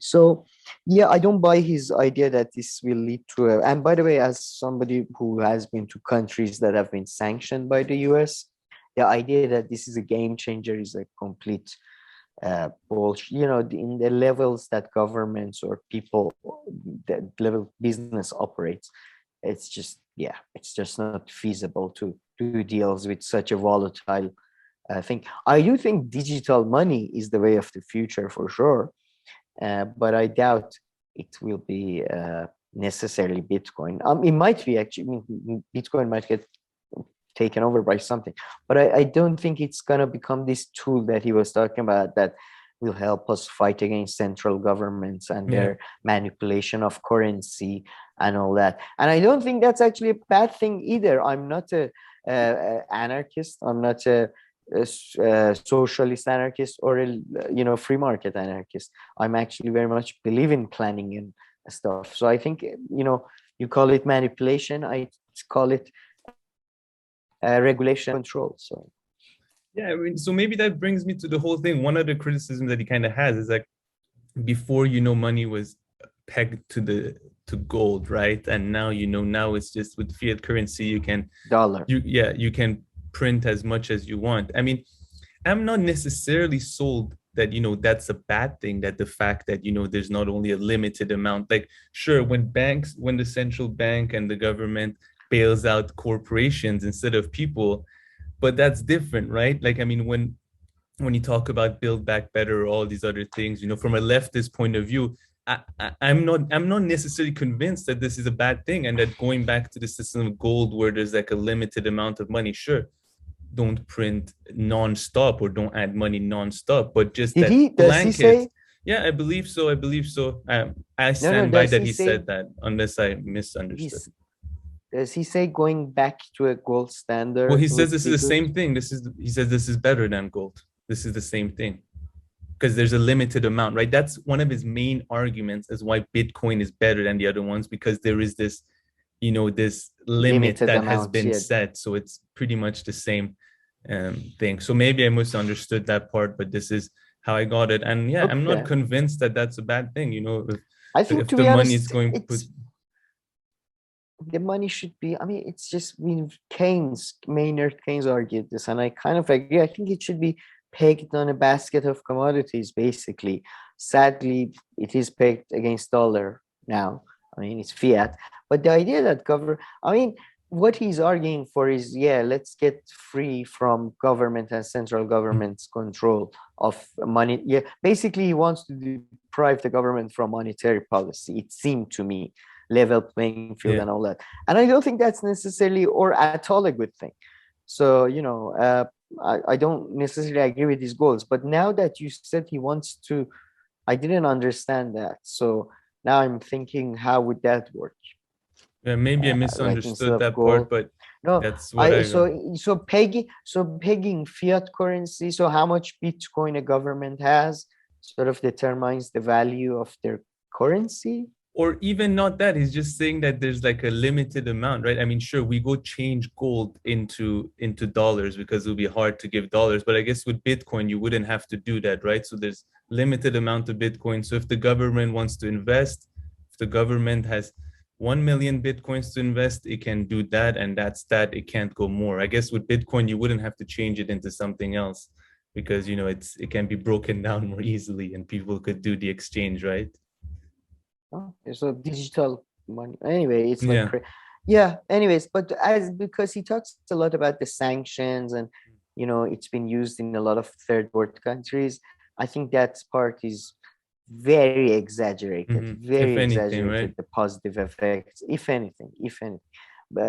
And it's, I mean, his whole argument relies on that. I mean, that is his, that he starts off the video with that. Yeah, banks have proven themselves far more capable of, it's not that hard to for them to track and stuff. So no, I just, in terms of practicality, but in terms of technicalities of the system, I'm still somewhat confused, I guess. Yeah. And I mean, the last thing is just funny. I've been reading a bit about, in El Salvador, they made Bitcoin, the main one. It's just like the dollar, right? It's apparently also an official currency there. but there's some differences because of Bitcoin, but there also the government is fully involved. And I was reading this article where like the government was going after dissidents who were kind of, complaining about how Bitcoin has been introduced into, the market and all this. So the government can also get involved into Bitcoin.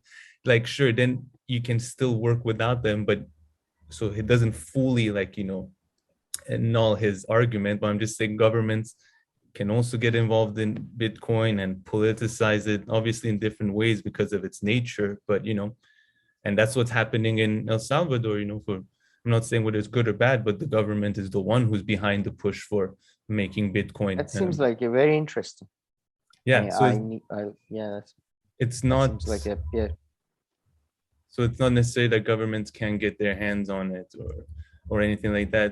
But yeah, and even Glenn asked at one point, so what about cash? Isn't because I think he also talks a bit about, privacy. And it's like, yeah, no, cash is really good too. I'm also, a proponent of, people using more cash and all this, but I think Bitcoin would be even better.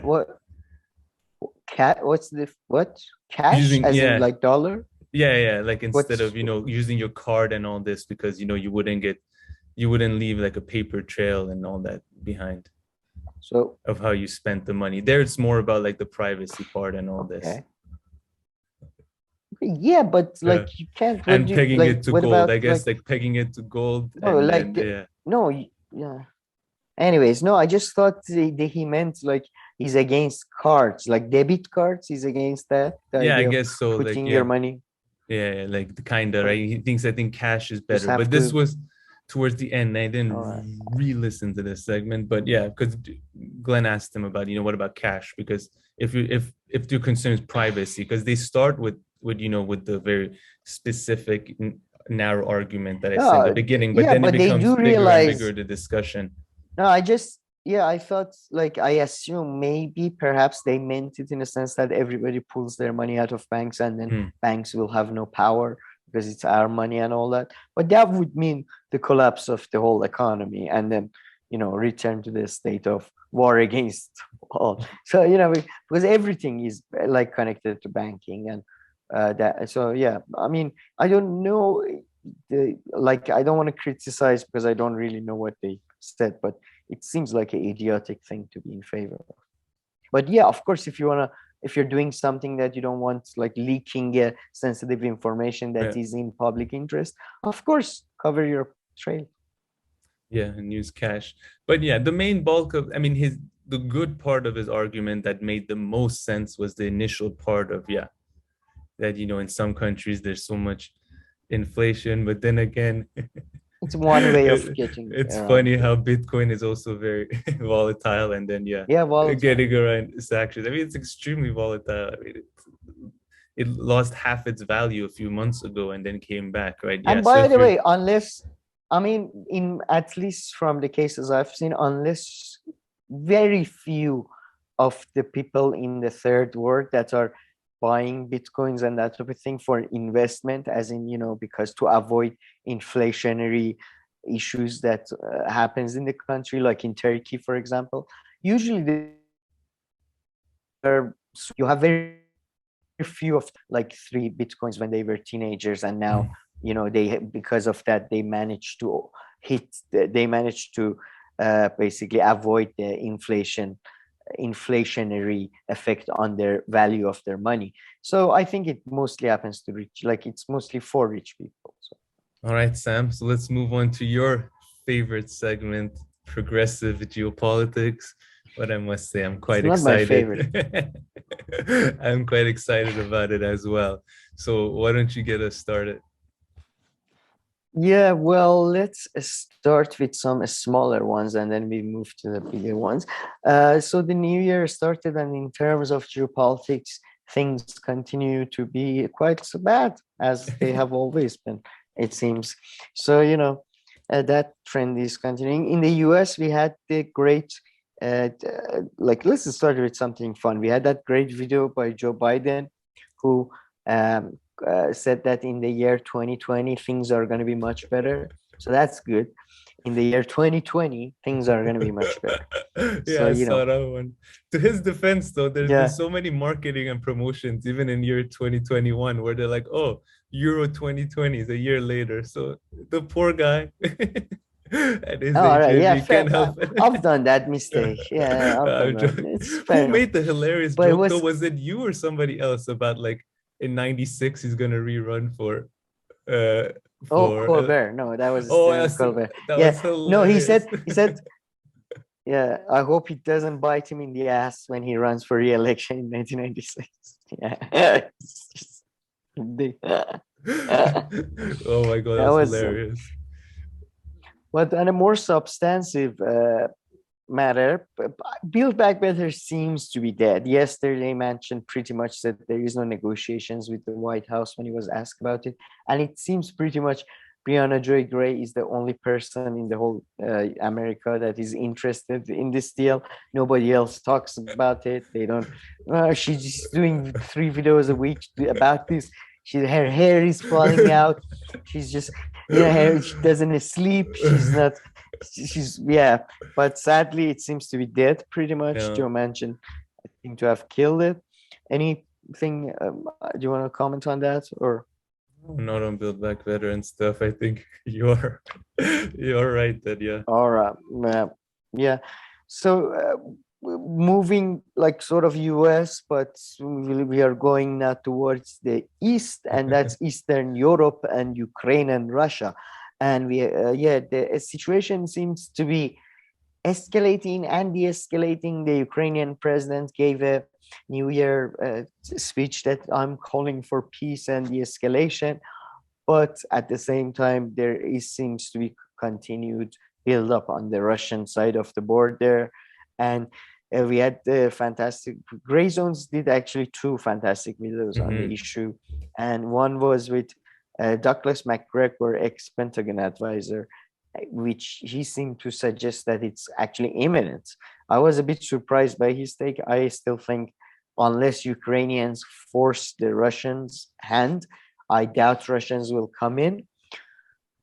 But it's possible. But he was saying their hand is forced anyways.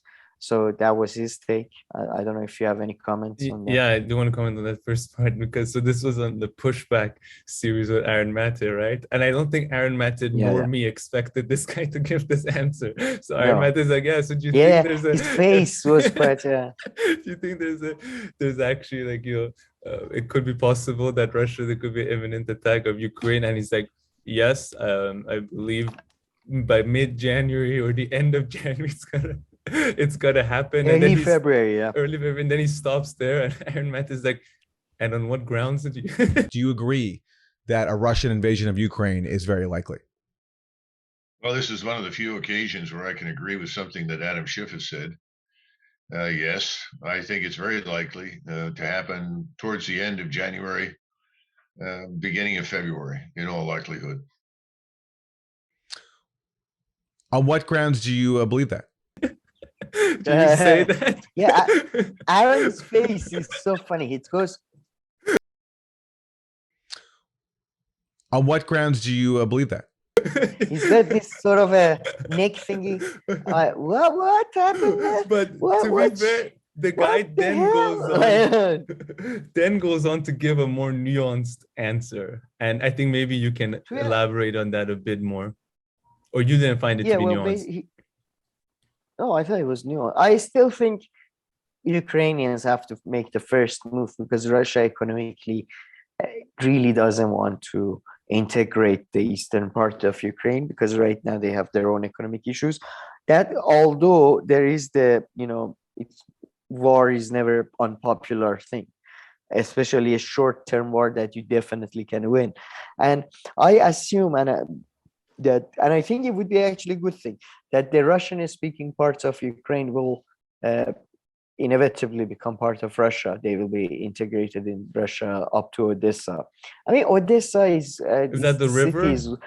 Oh no, sorry. No, Odessa is a city. The river is Danube. Eastern side of Danube to sort of a river that sort of sort of bends westward. And then Odessa was a city founded by Catherine the Great, the Russian um, uh, uh, empress, and it was used to be called the southern capital. So it's just, I mean, it's Russian. Just let the Russians have them. And I don't think right now they would want to do that, unless, because if they do that, there will be inevitably there will be more problems regarding Nord Stream 2, more problems regarding their relations with Europe. It probably won't be huge problems, but it would be annoying problems.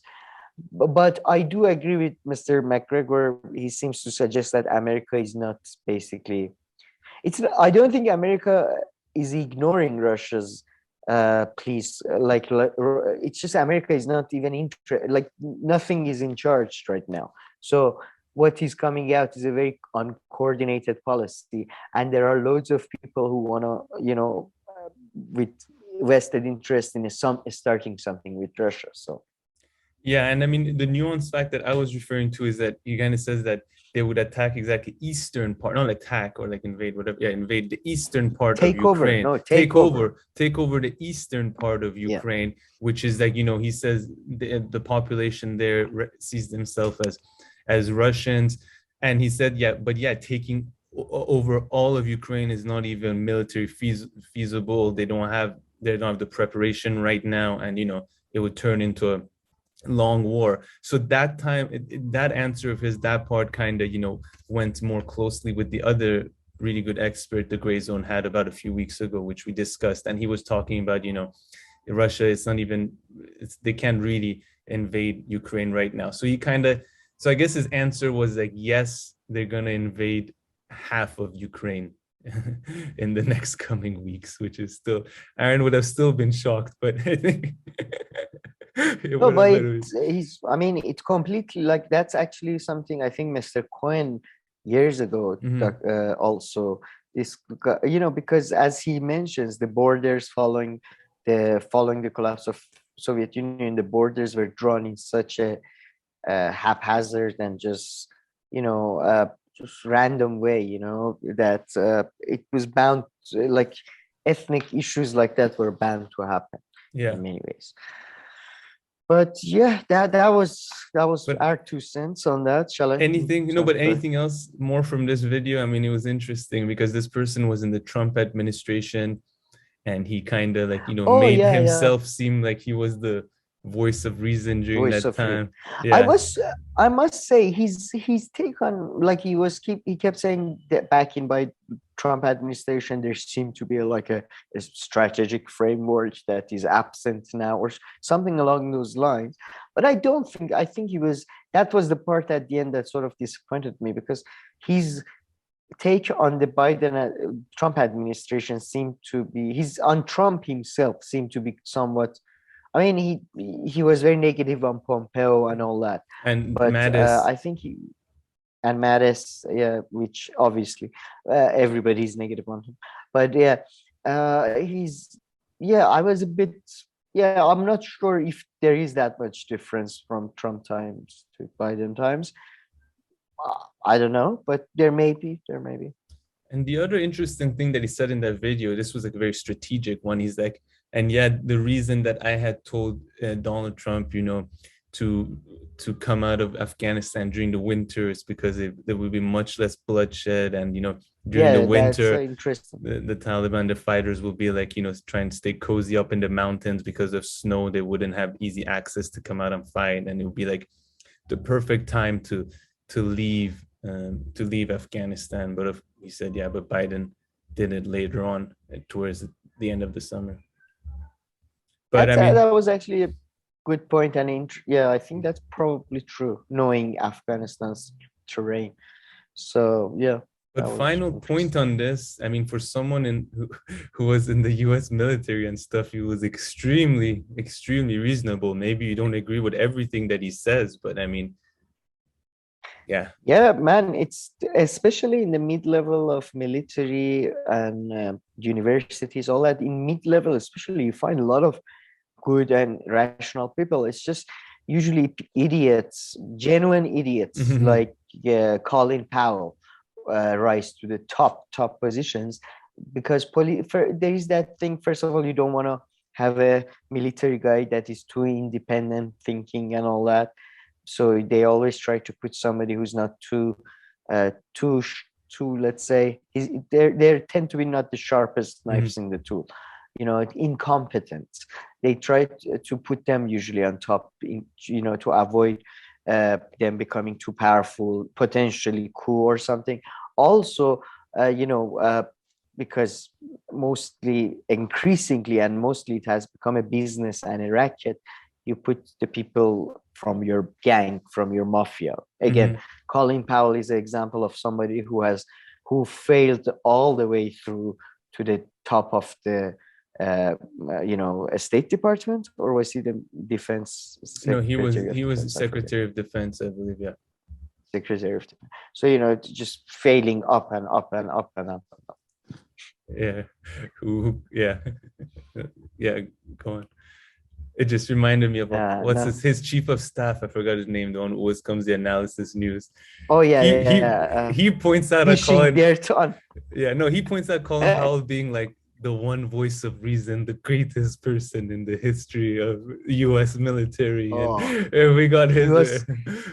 He loves his thing it. Was to I love it. 90% of his stuff was just dishing out dirt on other people and and then that guy, you know him, he's the chief of a staff of this, I don't know, a state secretary or something, and he was an idiot and a fool and an incompetent. It was an interesting character. I forget his name. Bill Biney? No. No. I forgot the name, but great stuff. I thought it was a good. Aaron Maté found an interesting person to interview. I love the Aaron Maté, but Aaron Maté's angry face is this, and then he went down. What you base that on?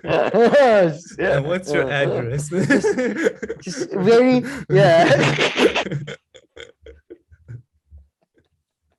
Yeah, keep on talking.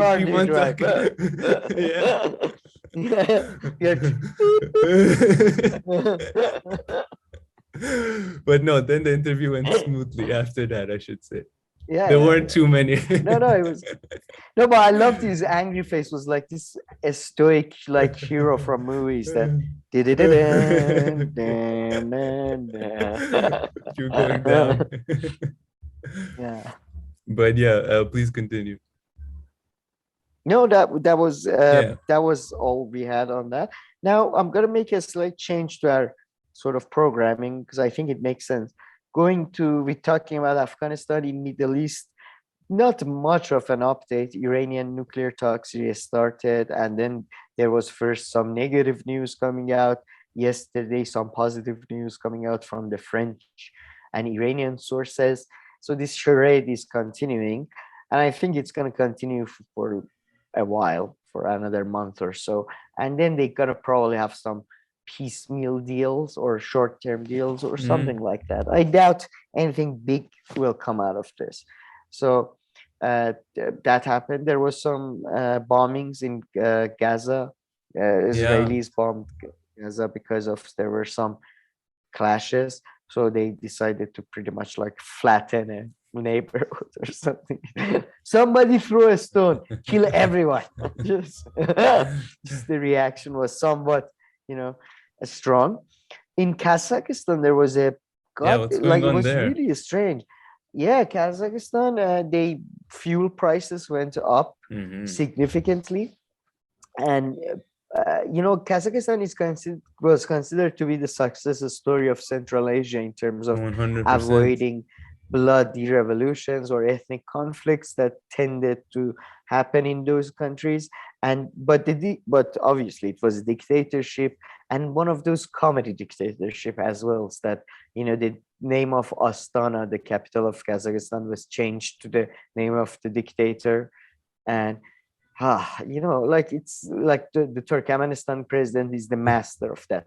I believe he changed one of the months of the year to his mom's name. Like Jesus Christ.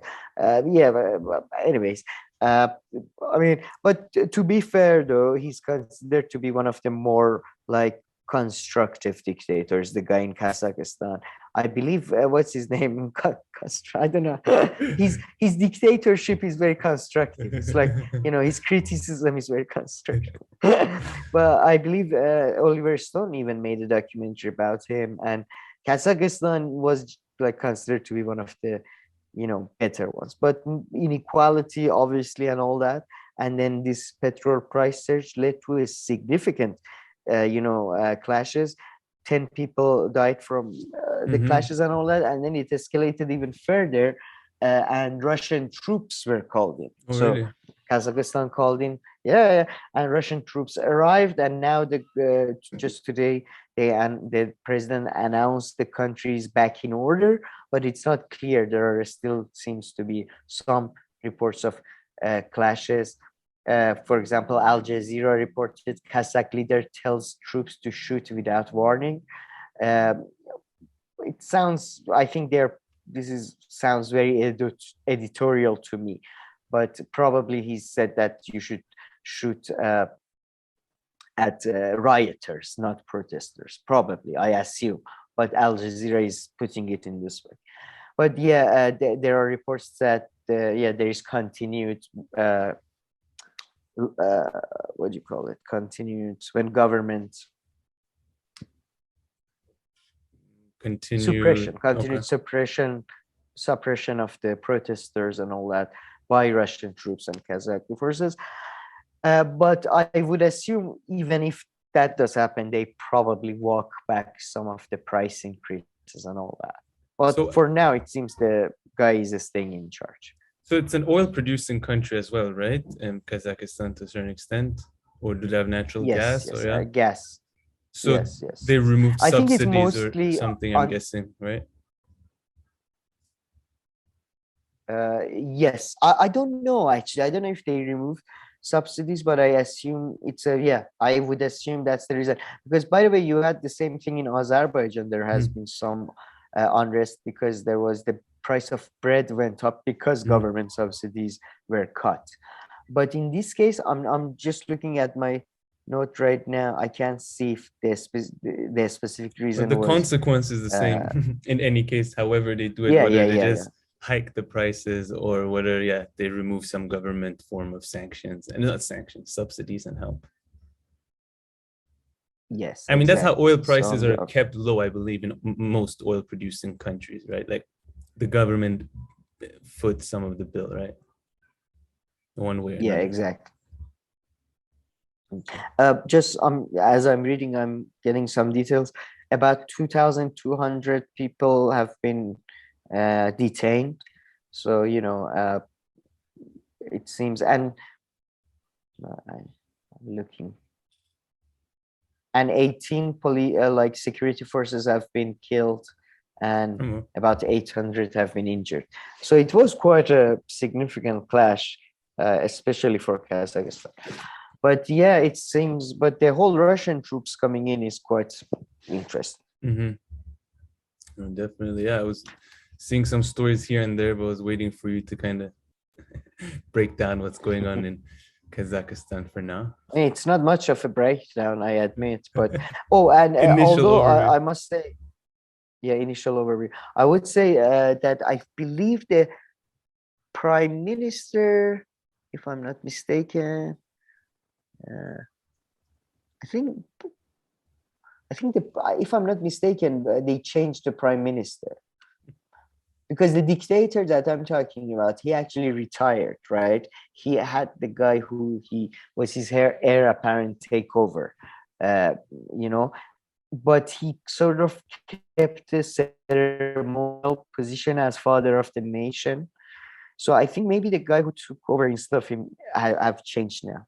So sorry about my lack of clarification in this matter. No worries. What else? Now we have Ethiopia, huh? Some more. Yes. Now let's go to some more substantive stuff. Ethiopian war continues.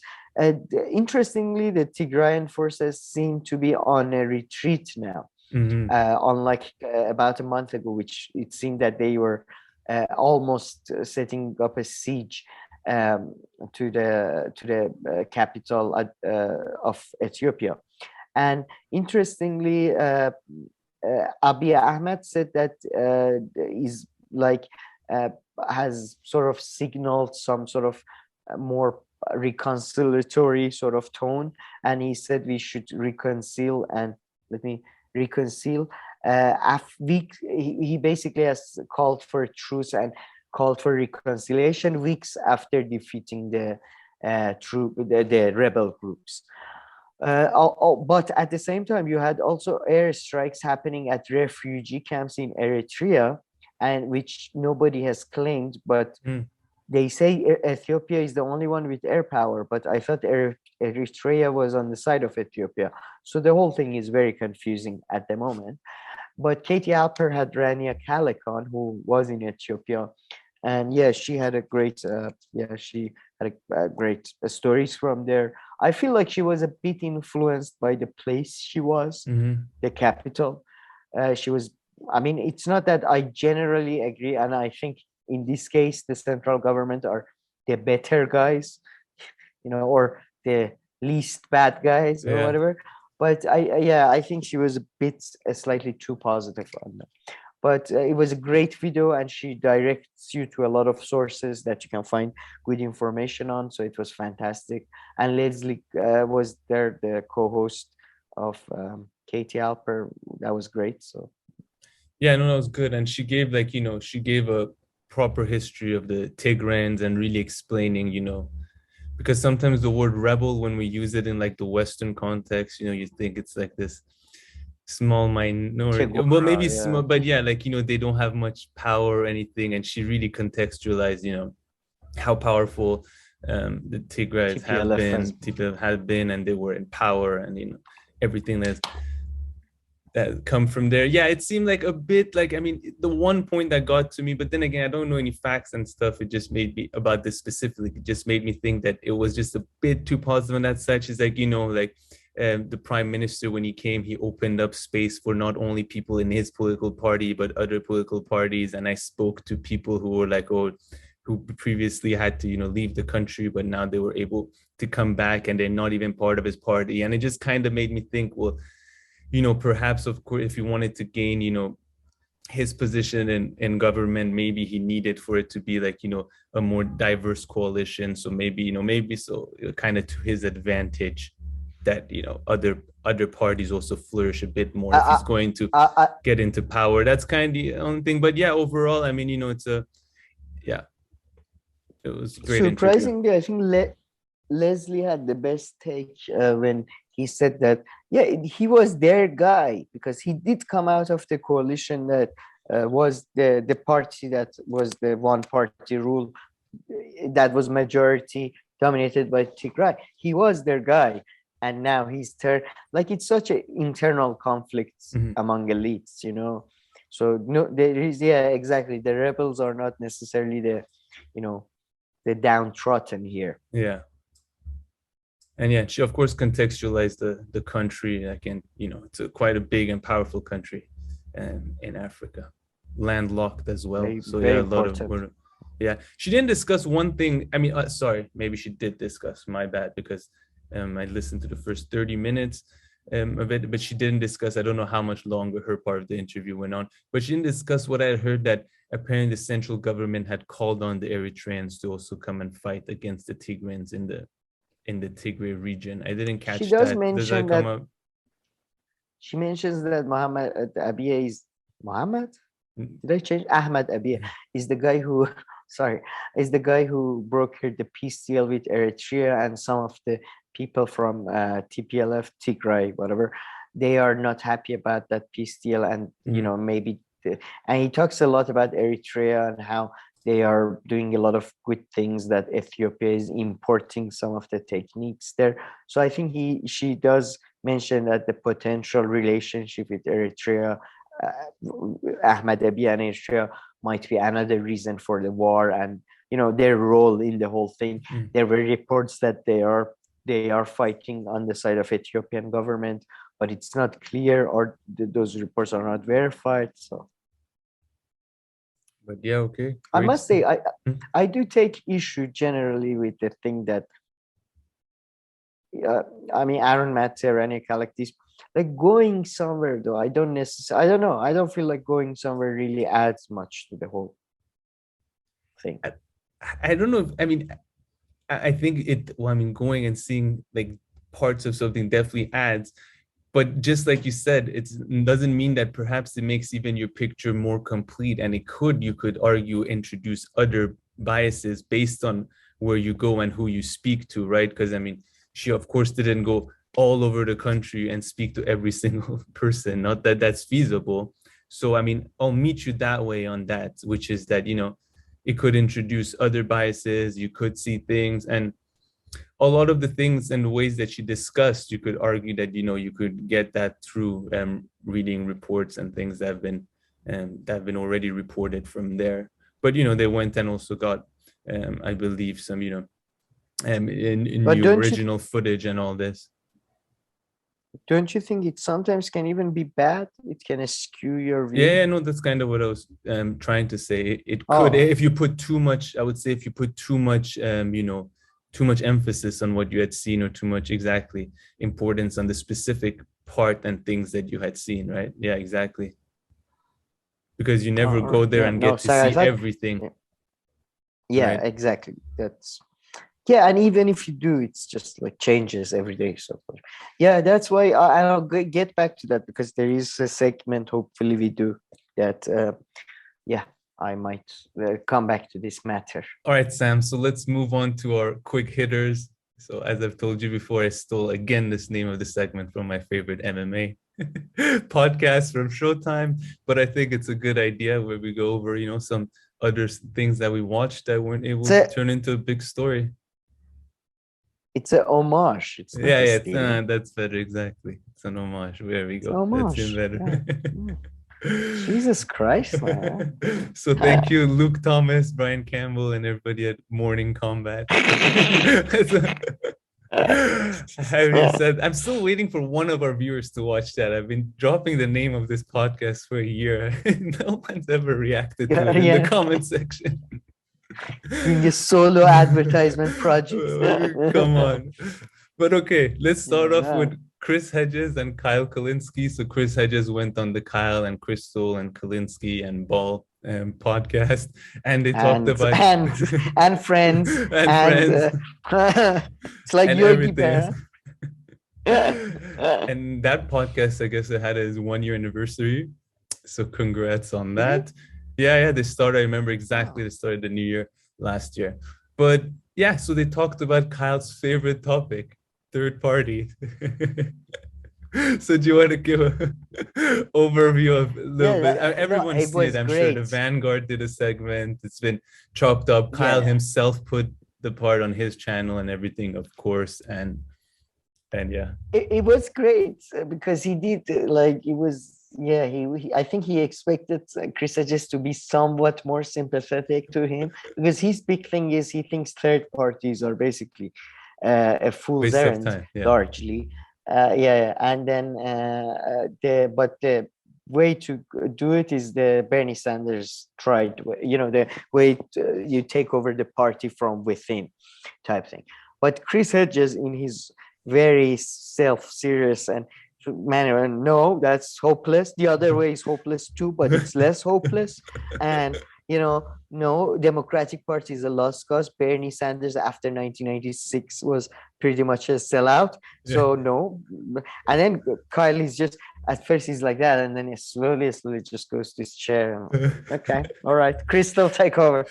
His chair. I mean, you kind of have a similar chair, but I feel like sitting on like a couch for dinosaurs, or like a chair for dinosaurs, the chair that Kyle has. It comes like up until here. Hey, you can work on a lazy chair. You can do that. But his is like almost a sofa. Yeah, it is very tall. But Yeah, so I mean, to be honest, I think Chris Hedges is right. They are both hopeless, probably. But I would say third party is a much better way of doing it.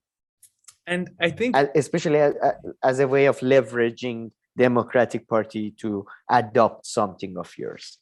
yeah, that's his whole thing, right? He's not like delusional, Chris Hedges. His thing is, and with Ralph Nader, who he really likes a lot, is that, just to get a third party that just has, not like the Green Party, which I agree with Max Blumenthal and everybody else that they're the most useless thing, more useless than us, than I've seen. The Green Party in the US, right? Than Democrats, than us? Then everything. Just the Green Party is the Green Party in the US seems to be like one of the most like useless, like political, forces out there. Although I also like Jill Stein.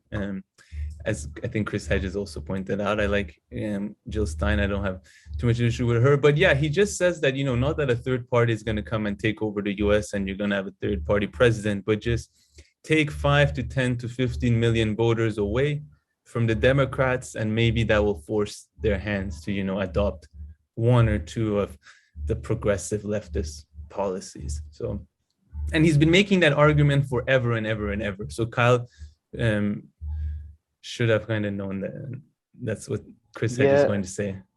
Yeah.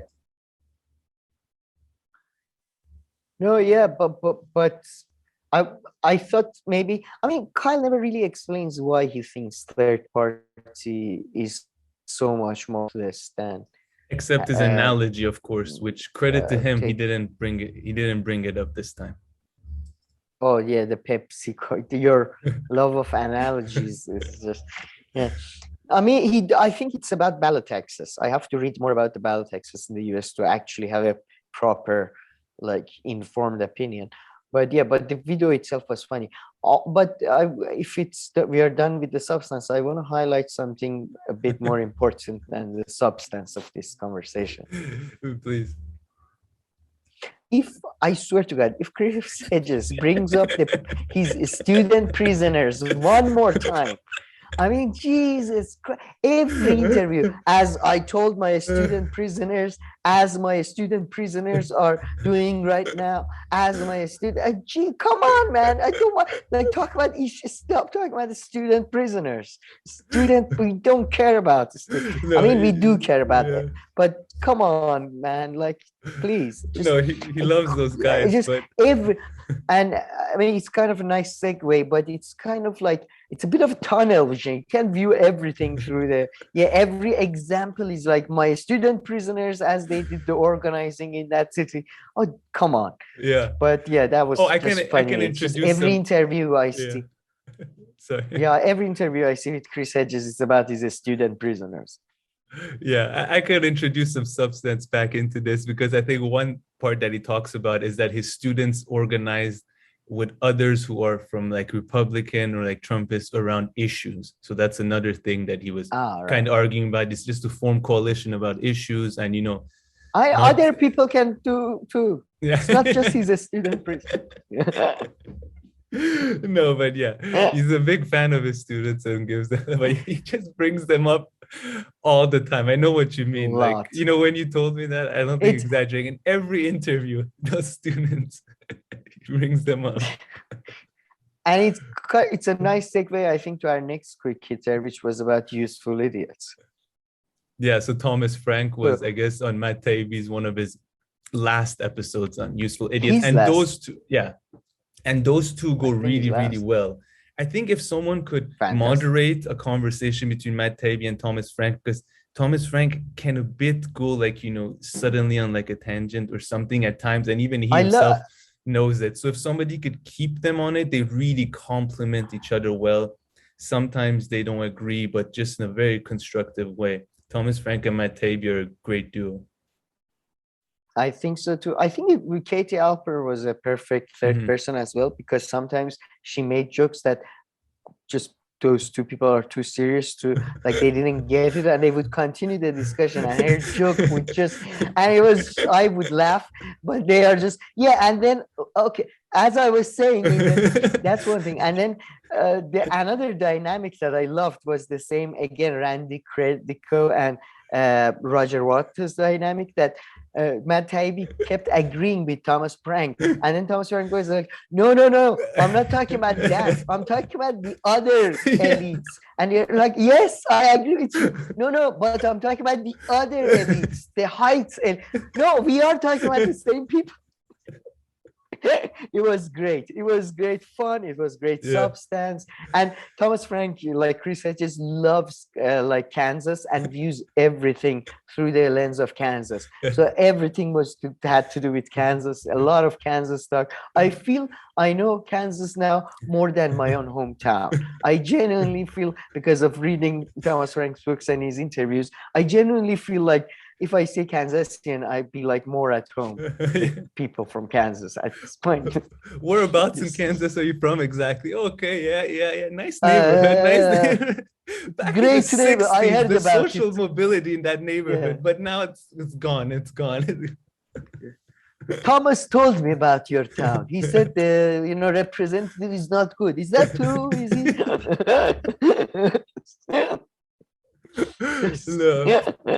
Everything to do. But it was lovely. Yeah, it was a really substantive, fantastic interview about media and all that. So yeah, it was great stuff. And Thomas Frank said he's putting an audiobook version of his book, What's the Matter with Kansas? Listen, liberal.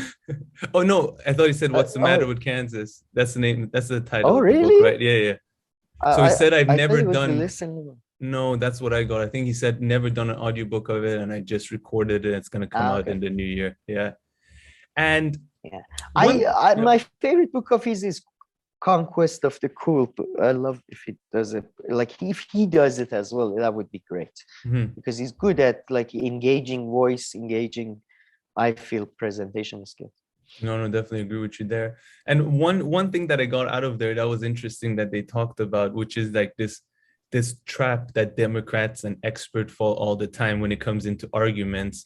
So they say like, it can be an issue. So they give like a very like, typical issue, which is like, we should not only teach like, the way that we teach biology in the schools, but we should cover all theories that are out there about like, evolution and biology and all this. And he's like, experts and the Democrats always fall into this trap where they'll bring an expert and they'll put like expert against like, X or Y parent or someone who isn't an expert. And the expert will win. Who's much more sympathetic. Yeah. Much more sympathetic than an expert. Yeah. And the expert might win the argument, quote unquote, like on the points itself, but the way that it will come off, it will just make the other side lose the audience. Yeah, exactly. Lose the audience and make the other side even, hate you and your arguments and everything more because, you say, oh, I'm the expert this and that, and what do you know and all this. So that was really interesting. But yeah, there was a lot of great stuff in there. That actually was I do think Matt Taibbi in general and Mr. Thomas Frank and the left in general does idolize the average man too much. I am more of a mind that those type of people you should crush them, like completely crush. But that's not constructive. Like, if you want to be constructive, though, if you want to whatever achieve whatever goal or objective that you want, it might not necessarily be the most construct. It's like, when you get into an argument with someone, I sometimes try to be like, yes, I agree with this and that you're saying, and yes, I get what you're coming from, and try to like show that you're not hostile to the person as much as possible, and not that you think you necessarily know better about everything and anything in the world, but just be like, this and that I've heard this way and things like that. So if you want to be constructive in that way, I would say. Yeah, I know you're right there, but I think, okay, in terms of discussion and debate, you are and they are 100% right. But if you're a government authority, like, I don't think this is like, I know it's very unpopular to say parents shouldn't have input in the children's education, but I do think that's probably a good idea. Like, you know what I mean? Like, I meant it in more because they talk about education as well. But you're right, when you are doing the discussion and all that, it's more productive to be not try to destroy somebody, try to discuss something and get to a point. But I'm not I feel like there is too much I feel like, for example, regarding education, it should be very well regulated and all that. I have to agree with the education thing. I mean, I have never thought of that. I mean, until recently, I started thinking about this. But when I was a kid, also, I never heard parents, at least the schools that I went, trying to change the curriculum. Parents have, and I think that's right. If you have issues with the way a kid is treated, by a teacher or something, or like by the principal. But yeah, wanting to change the curriculum and stuff. And, I hope one day I won't be a hypocrite, and I don't think I'll be spending any of my time when I have kids trying to change the kids. If you don't find something that's good, you can just supplement it on the side yourself. If you have this much time to go and try to fight over the curriculum, devote 1 hour at home and teach whatever it is that you think that needs to be taught. I do find that very strange. Who has time to focus on the curriculum and wants to change the curriculum? And you can supplement it. What you learn in school is not perfect. It's far from perfect, and it can never be perfect. Nothing can be perfect, and you can never make everyone happy and teach everything that's useful to this kid and that one. Look, a school until pretty much late high school or university, and even then, it's basically a daycare. That's what it is. You're not really learning anything. It's just so the parents can go work, really. And it's just this, and socializing as well, which is also another important aspect, you being around with other kids and all this. So yeah, and then there is the other people too. So they do teach and stuff, but it's never going to be perfect. But yeah, I guess some people. But yeah, I just think like education should be in the realm of political. You should vote. When you vote and you elect your leaders, then they should set up the education system. This sort of doing it community based, in my view, is very dangerous idea, and allowing parents to, I don't know. Education system with curriculum is different.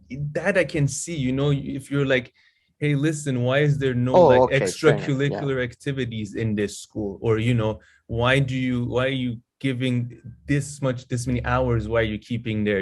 Why isn't there like this in the school? That's different. But curriculum specifically, that I find like, something that's just getting involved in it is probably a waste of time almost.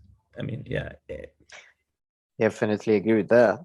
And people aren't brainwashed in that way, I would say. All over the world, kids are exposed to, religious things and stuff. And it's not like, they become religious or X, Y, and Z because of just that they heard in school. It's not. That's the thing. It's not just because of a school. It's because of community, and a school usually reflects that community. So Anyways, that's. But so that was my slight point of disagreement with them. I feel like sometimes they idolize the average man too much.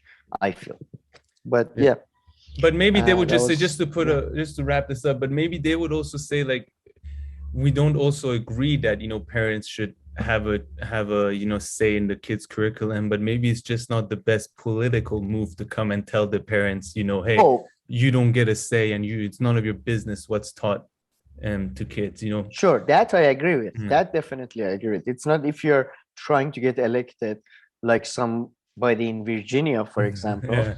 Maybe you should try avoiding saying that. Yeah. But let's move on. Let's continue. All right. So, and now for the new year, I suppose Katie Halper had Jamie Peck on, the former sort of producer / co-host of Majority Report. And she was always the one who was the super lefty there. So she was great. I really liked her. They spoke for a couple of hours, an hour and a bit. And she's doing a lot of new podcasts and shows. So check those out. It was quite interesting. I really enjoyed it. I think they should do a show together. I don't understand why the Jamie Peck lady, she seemed fantastic. She should do more shows. I've never really seen her much. I mean, I never watched really Majority Report. Yeah, exactly. Or anything, I had heard her voice sometime on the Majority Report stuff. So that was great. And then we had that fantastic poll that you showed me. So maybe we should discuss that. Oh yeah, but wait, you It skipped the was the story, I best poll think. I've You don't seen. want to do Caleb Maupin first on Primo Radical? Oh, I thought we were gonna do that after, but I mean, you prefer. no, only because then we have two breaking point story. That's the only reason I said that. Oh, all right. Okay, good. No, all right. So I don't know if you had time to check out this video. I think I sent you a video, Caleb Maupin. This video was suggested to me on YouTube, and I was just like, because I like the Primo Radical guy, even though he doesn't put any effort into it seems his like in presentation and all that. It seems so like late 80s, early 90s, neon. Everything is Yeah. it's like his show is like produced by Tron producers. Yeah, I was gonna say, I don't know if you ever saw. Yeah. It's really odd. But Caleb Maupin was there, and this guy, man, I was like, where do I know this guy from? So I clicked watch the video, and then I googled him. First of all, I let you talk about the fact that what the fuck is he saying in this video? It's just nonsense, just bullshit, generalized. Maybe others understand. I don't understand, but maybe that has to do. I didn't understand a lot of it because he literally connected everything and anything together. I found in that video, but he made one point that I understood and I agree with, but that's the only one I understood, to be honest. His main thing is that he's written a book about it, that it's like there are people on YouTube that are financially incentivized to be centrists but pretend to be leftists, and but no, what a surprise. But yeah, and he's calling them bread tube, and then he talks about how everybody, and what I hate about these people a lot is that they talk about how identity politics is bad and blah blah blah, and then they go, yeah, this guy washing, and anybody who's seen this show before knows how I feel about Wash. Yeah. Just disgusting. But these guys sitting in their Beverly Hills houses and doing these things that are very bad, that they make videos and they shouldn't be making money. His dad was a blah, his mom was a blah, and then the other person, Emma Vigeland's parents, were lawyers. Ooh, it's just, and then talking, exactly. Nowadays, young people are looking for ideology, but left is not. It's just connecting, as you say, like everything to anything, and explanation for everything is in just complete nonsense. This video with Primo Radical. And then I remember when I Googled him, I remembered where I know him from. This idiot had come to Iran, and he made some videos about he came to Iran, and then he made videos about I went to Iran and I saw a country that has broken free from capitalism. And country, no, I swear to God, it's broken away from Western capitalism and has forged a new path. What the fuck are you talking about? I think Iranians may have played a prank on him. They may have just put him in a car as soon as he. We have broken away from. Have you got dollars? Give us the dollars. Don't mean anything in our country. Our friend here will burn them all. He'll burn them all. Just give it to me. Just give it to me. Nonsense. I saw a nation rebirthing in the water pump. I just went Farsi. I got so angry. I went full Persian. It was so. And by the way, the only reason I brought him up, and just. Guys, I was looking at YouTube, and this is one of my New Year's resolutions. And there are free lectures by Noam Chomsky. There's Brian Maggie interviewing these like amazing philosophers and researchers and stuff. And I was like, what the fuck am I doing? Why am I watching this? What is this? Why am I wasting my life with this? So I was just like, fucking hell, I'm gonna try to be a bit more curated about my online content consumption, just fun and educational stuff. That's funny that you said that, and you know who I've been really into these political philosophy lectures by. Let me just get his name. Michael Sugru. Michael Sugru. I'm yeah, gonna, yeah, I'm gonna, by the way, I include don't the know. link. Fingers crossed, I'm gonna remember. If someone else sees and I haven't, just ask. I'm gonna include the link to the Primo Radical video so others can see. You know, this is our take. This is my take that I found that he just connected everything to anything, and I had a really hard time understanding everything that he was saying. But yeah, there's some great stuff out there. And yeah, not that this Michael Sturgu guy that I just mentioned, everything I say agree with, but he has been really enjoying listening to his political philosophy lectures. Yeah, there is so much great content that is like at fucking like PhD level content, you know. I mean, forget about books that you have to read. So I get that that's difficult. But like, you know, so yeah, I'm gonna stop doing this, yeah, interviews with like really, it's kind of like, you know, Crystal Kyle and Balls and friends and enemies and all the rest sort of situation. Like, what is this? You're interviewing somebody who has like 3 followers in Japan and has no education, and well, his contribution has been shit talking for like 10 minutes. Well, what does it say about Or us then, Sam? Should people forget about us, or do we at least try to bring some source of entertainment? That's my response to that. That's my excuse. Do you remember my joke about attention? The pun I made? The pun I said, you pay attention, then attention. I mean, this level of comedy is not just, does not happen naturally, and usually is not for free, but we are giving it away. Because in Iran, we have separated from capitalism. We are forging a new That's the path. funniest thing. If he said that, that is the funniest thing I have ever heard. It is. But I think he said Western capitalism, I think. So maybe he meant like our Eastern capitalism is so much better. I don't know. From what I've seen, it's literally the same thing. But then again, I've seen that in others. He was an activist, and I, among all the other groups that I have generalized in my, I've said I hate philosophers, I hate laws, and I don't, any group, of course, I don't hate all of them. But he's activist, and activists are generally very... Okay, joking, so that's gonna get us in some more trouble. But I'll say one thing that Caleb, he said. I don't know. Yeah, he said that, which I agree with and I understood, which is he said that, you know, rich people or people who are richer and middle class and above, they have a significantly easier life, which couldn't agree more, and it is 100% true. So I got that out of it. But no, but yeah, but that's like. Yeah, I know. I mean, that's I mean, that's why the word richer was anyway. But he keeps talking about corporal punishment. He said, because he said that. Okay, he said that. What's going on in America? He said, some places in America there's corporal punishment, and you know, these kids living in these expensive and good areas, they don't know about that. Yeah.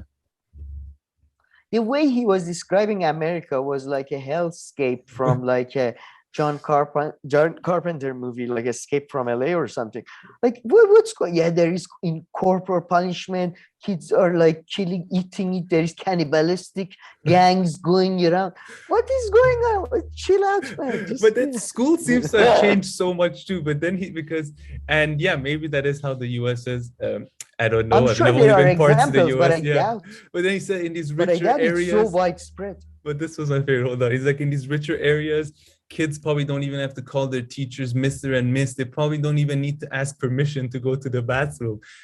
Schools seem to have really changed since we graduated like 15 years ago, 12, 15 years ago. I know people who are in the schools in America. I don't know. It's just so weird the way he talks. Like, yeah, exactly. He's just... The bathroom one was funny though. He's like, they don't even have to ask permission to go to the bathroom. I have to think twice before sending my kids to school if any of these things are true. To be fair, schooling is the way. To be fair, the bathroom is the one thing actually you shouldn't be asked for, because it's sort of a natural. Well, I mean, you can ask. Being denied is different, but you don't want people just walking in. Yeah, being denied. That would be crazy. No, that would be distracting. Yeah, but I would say as a sort of like a Tommy Wiseau movie, you know, as a sort of a car crash or a burning garbage stuff. It's fun to watch because he's very intense. We have to come. We are still all learning. All the working class is learning. We all have to learn and get better, and then we can go and do things. So, yeah, it was quite fun to watch. But substantively, what the hell? And yeah, let's watch some good lectures from now. Plus us. But yeah, let's move on to this breaking points poll, which I mean, last time I criticized their polls a bit. Some of our commenters came after us. I tried to respond, but this poll, I think everybody, this is great, including Fish Hunt 14, who had the highest comment when I took the screenshot. Who had the best comment? Yeah. So the poll says. I don't see what the point of this. What is your position on warrantless spying by government agencies? And I think like 2% of the people just take the shit out of it. Put they support, 4% put unsure, but thankfully, thank God, whoever you want to thank, 94% opposed it. And the first comment, the main one says, what's your position on being castrated by a meat grinder? No thanks. I mean, I find that's better. That's a better poll. That's actually, there may be somebody with a fetish or something that might, it's like covers 3% of population. Well, I love I like nobody does the proofreading or editorial or anything in this organization or whatever business. I feel like these like warrantless. Like who's like even the people who are doing the warrantless like tapping. Like they have a different theory for their warrants. They say like, I don't know, the authority resides in the president or whatever, executive unitary theory or whatever. But this is like, what do you support? Do you support bad guys or good guys? Bad guys? I don't know. But then again, I feel like Breaking Points, their polls get so many clicks. This one had 121,000 votes. I mean, soon they're just going to put a question mark. Yeah, but I mean, they all get soon they can just write hi. And like 500,000 hi or bye. Yeah. 500,000 people will vote on this poll. Oh, it's like, are you in favor of illegal intervention or not? Well, not, of course, illegal, no. But yeah, maybe if they put the poll to some, I don't know, generals or something, or I don't know, some CIA people would be more interested. Breaking Point, they get really on my nerves, especially because they do that weird editing. And they keep talking about anyways, they keep they're doing that editing that they leave a couple of seconds of the segments that are behind the paywall to sort of they are trying to like tease something. Never that's why I will never subscribe to them, because it feels just such a dickish move. I see the technique, it's a communication technique, but it gets annoying when it's done every single time. But this is not the type of content this is not a fucking TV show that you have to leave a cliffhanger. What I mean? It's true. But we're proud subscribers of Useful Idiots, so that's good. And even without Maté now with Aaron, still going to be some good stuff. I hope it should be. The first episode was good. Useful Idiots. The first was good. Let's move on to this other Breaking Point story, which at least I found more interesting, which is about Patton. More substance. Yeah, his name's Patton, the actor. Patton Oswalt. Patton. Okay, so his name is Patton. Patton Oswalt. And so I just listened to the segment. I didn't read his Instagram post or anything, but apparently he apologized for posting a recent picture, I guess he took with Dave Chappelle. Did he also apologize for being friends with him? Or did he just mention I've been friends with him for 34 years? He apologized for hurting people. I don't know how anyone can get hurt from a picture of anybody, like unless it's a paper cut we are talking about, like when you're handling the picture. But people apparently felt hurt. And it was so sad to see somebody who I really like, Patton Oswalt, and another person who I really like, Dave Chappelle. And Patton Oswalt, in my mind, somewhat got diminished because it's so sad. Like, why are you throwing it felt like you shouldn't apologize, man. It was your friend. You took a picture. like they are the ones that should apologize, if anything, for like being such. And you didn't dicks, take a basically. picture with like an with like Hitler. Yeah, governmental official in charge of a State Department or something. Yeah. And man, but It like was people really expose sad. themselves too much to others and their opinions, man.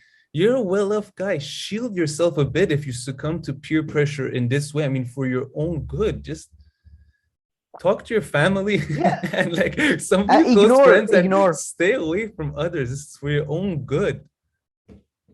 Definitely agree. Just ignore and go. Yeah, just do whatever. Because look, that's what pretty much what Dave Chappelle does.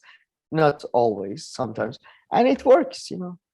And others are allowed to give their opinion and stuff. Hey, maybe they tell you apologize yourself. Just ignore it. Just like it's insane. It's insane. There are like some MMA fighters and stuff who like on purpose go and like put their name in Google's email like system. So every time their name is mentioned in comments and in news and stuff, notifications, so they get it and then they read all this negative stuff. I mean, sure, you don't want to ignore. You want to have an idea of what people are saying about you and read the comment section but just for your own good, you need to find some kind of balance. If I get rich enough, I would like to live in a floating castle and not have to deal with the riffraff that we call humanity. But that's unlikely to happen, apparently. But I mean, I would like to know a little bit what is going on of it. You don't want to live too much in your own bubble. I know. I'm not making that argument. You don't want to see, but exactly. But I mean, But and first of all, either shield yourself or not. Who cares, man? Just I mean, if anybody, like, you should care about what your friends think, right? If anything, and that was, anyways, it was quite sad. But so maybe don't surround yourself with yes men necessarily, but maybe have some more reliable advisors or someone who can tell you when it's really an issue. I don't know why in this segment you keep taking shots at my sort of goals in life, which is being surrounded by yes men and separated from rest of humanity. But okay, I don't know why you party, but okay. Well, as people can see, Sam and I clash on quite a few things, but we managed to remain friends and on good terms. Brawl. This is the brawl part of the segment. But okay, let's wrap it up with a feisty Bernie Sanders. So I'm going to put the picture on the screen, and I got this from Instagram for People for Bernie. So in 1978, a local Vermont newspaper asked folks to share their New Year's resolution. This was Bernie's, and as people can see, he went for it. He said he was in his 20s. Remember, he was in his 20s probably then. Right? If I'm not mistaken. Maybe 30. No, 1978. That would only be 50 years ago. Yeah, you're right. 52. Yeah, so you're right. He's in the late 20s. In his early 30s. Yeah. He's looking good. So pretty much it says in 1978, as in other years. I like that, as in other years. So he's not making this year seem particularly bad or anything like that. I like that. I have made the same wish to Santa Claus since I was 7, and he has refused to bring about social inequality. Santa, I have made the same request. It's too funny.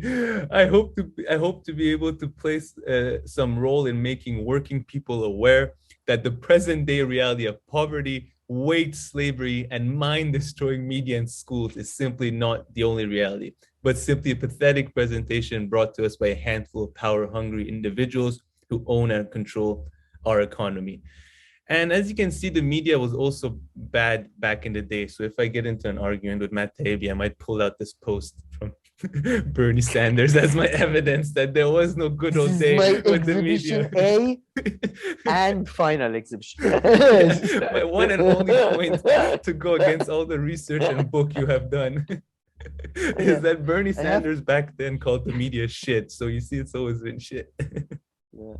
No, I love Bernie Sanders old videos and old comments and all that is just awesome because first of all, back then he was like completely out of like the circles of power and all that. Yeah. And just everybody's like looking at him mad. And I told you there is this amazing video of him interviewing children. Oh, and oh my God, there's one I think tell you about this, where he talks to children about drugs. Like I think he's talking about cocaine or something, and they're like 9. And he's like, guys, have you heard about cocaine? And they're like, no. And he's like, you know, this thing and the kids, it's just, he's so serious, man. He's talking to, you know, this drug that has been created and it's illegally, you can take it. And some people do that. It's very bad. And they okay, you know, and the money is being used to funnel to go to death squads in Central America, and this is what is happening. It's just Jesus Christ, man, calm down. It's just all the stuff with kids is just the best. Is the best thing. It gives you a dose of reality, no matter who he's talking to. Oh, by the way, Bernie Sanders is Jewish. Can you make a wish for Christmas if you're Jewish? Good question, but I mean, that's New Year. True, it is New Year, and you know. So and yeah, exactly, it's New Year, so never mind. That's why all my wishes have never. Because I always make a wish on Christmas, and it's just it's only Christian exclusive. Yeah, I'm always 6 days early. 6-7 days early. Nice, but okay, good stuff. I think we had fun. My internet managed to hold up, so I'm glad we managed to record the full thing. And we shall be back with another episode in a week. And we got a bunch of little segments here that chop up and post during the week. So please leave your laundry list of criticisms for all the bullshit that we list down below. I'll make sure to get to them. I think I can take it. All the bits that you want to criticize me for are jokes. So just saying that. I don't think so. It goes far beyond that. But okay, thank you for watching. Please like and subscribe, and we'll see you in our next video. Thank you.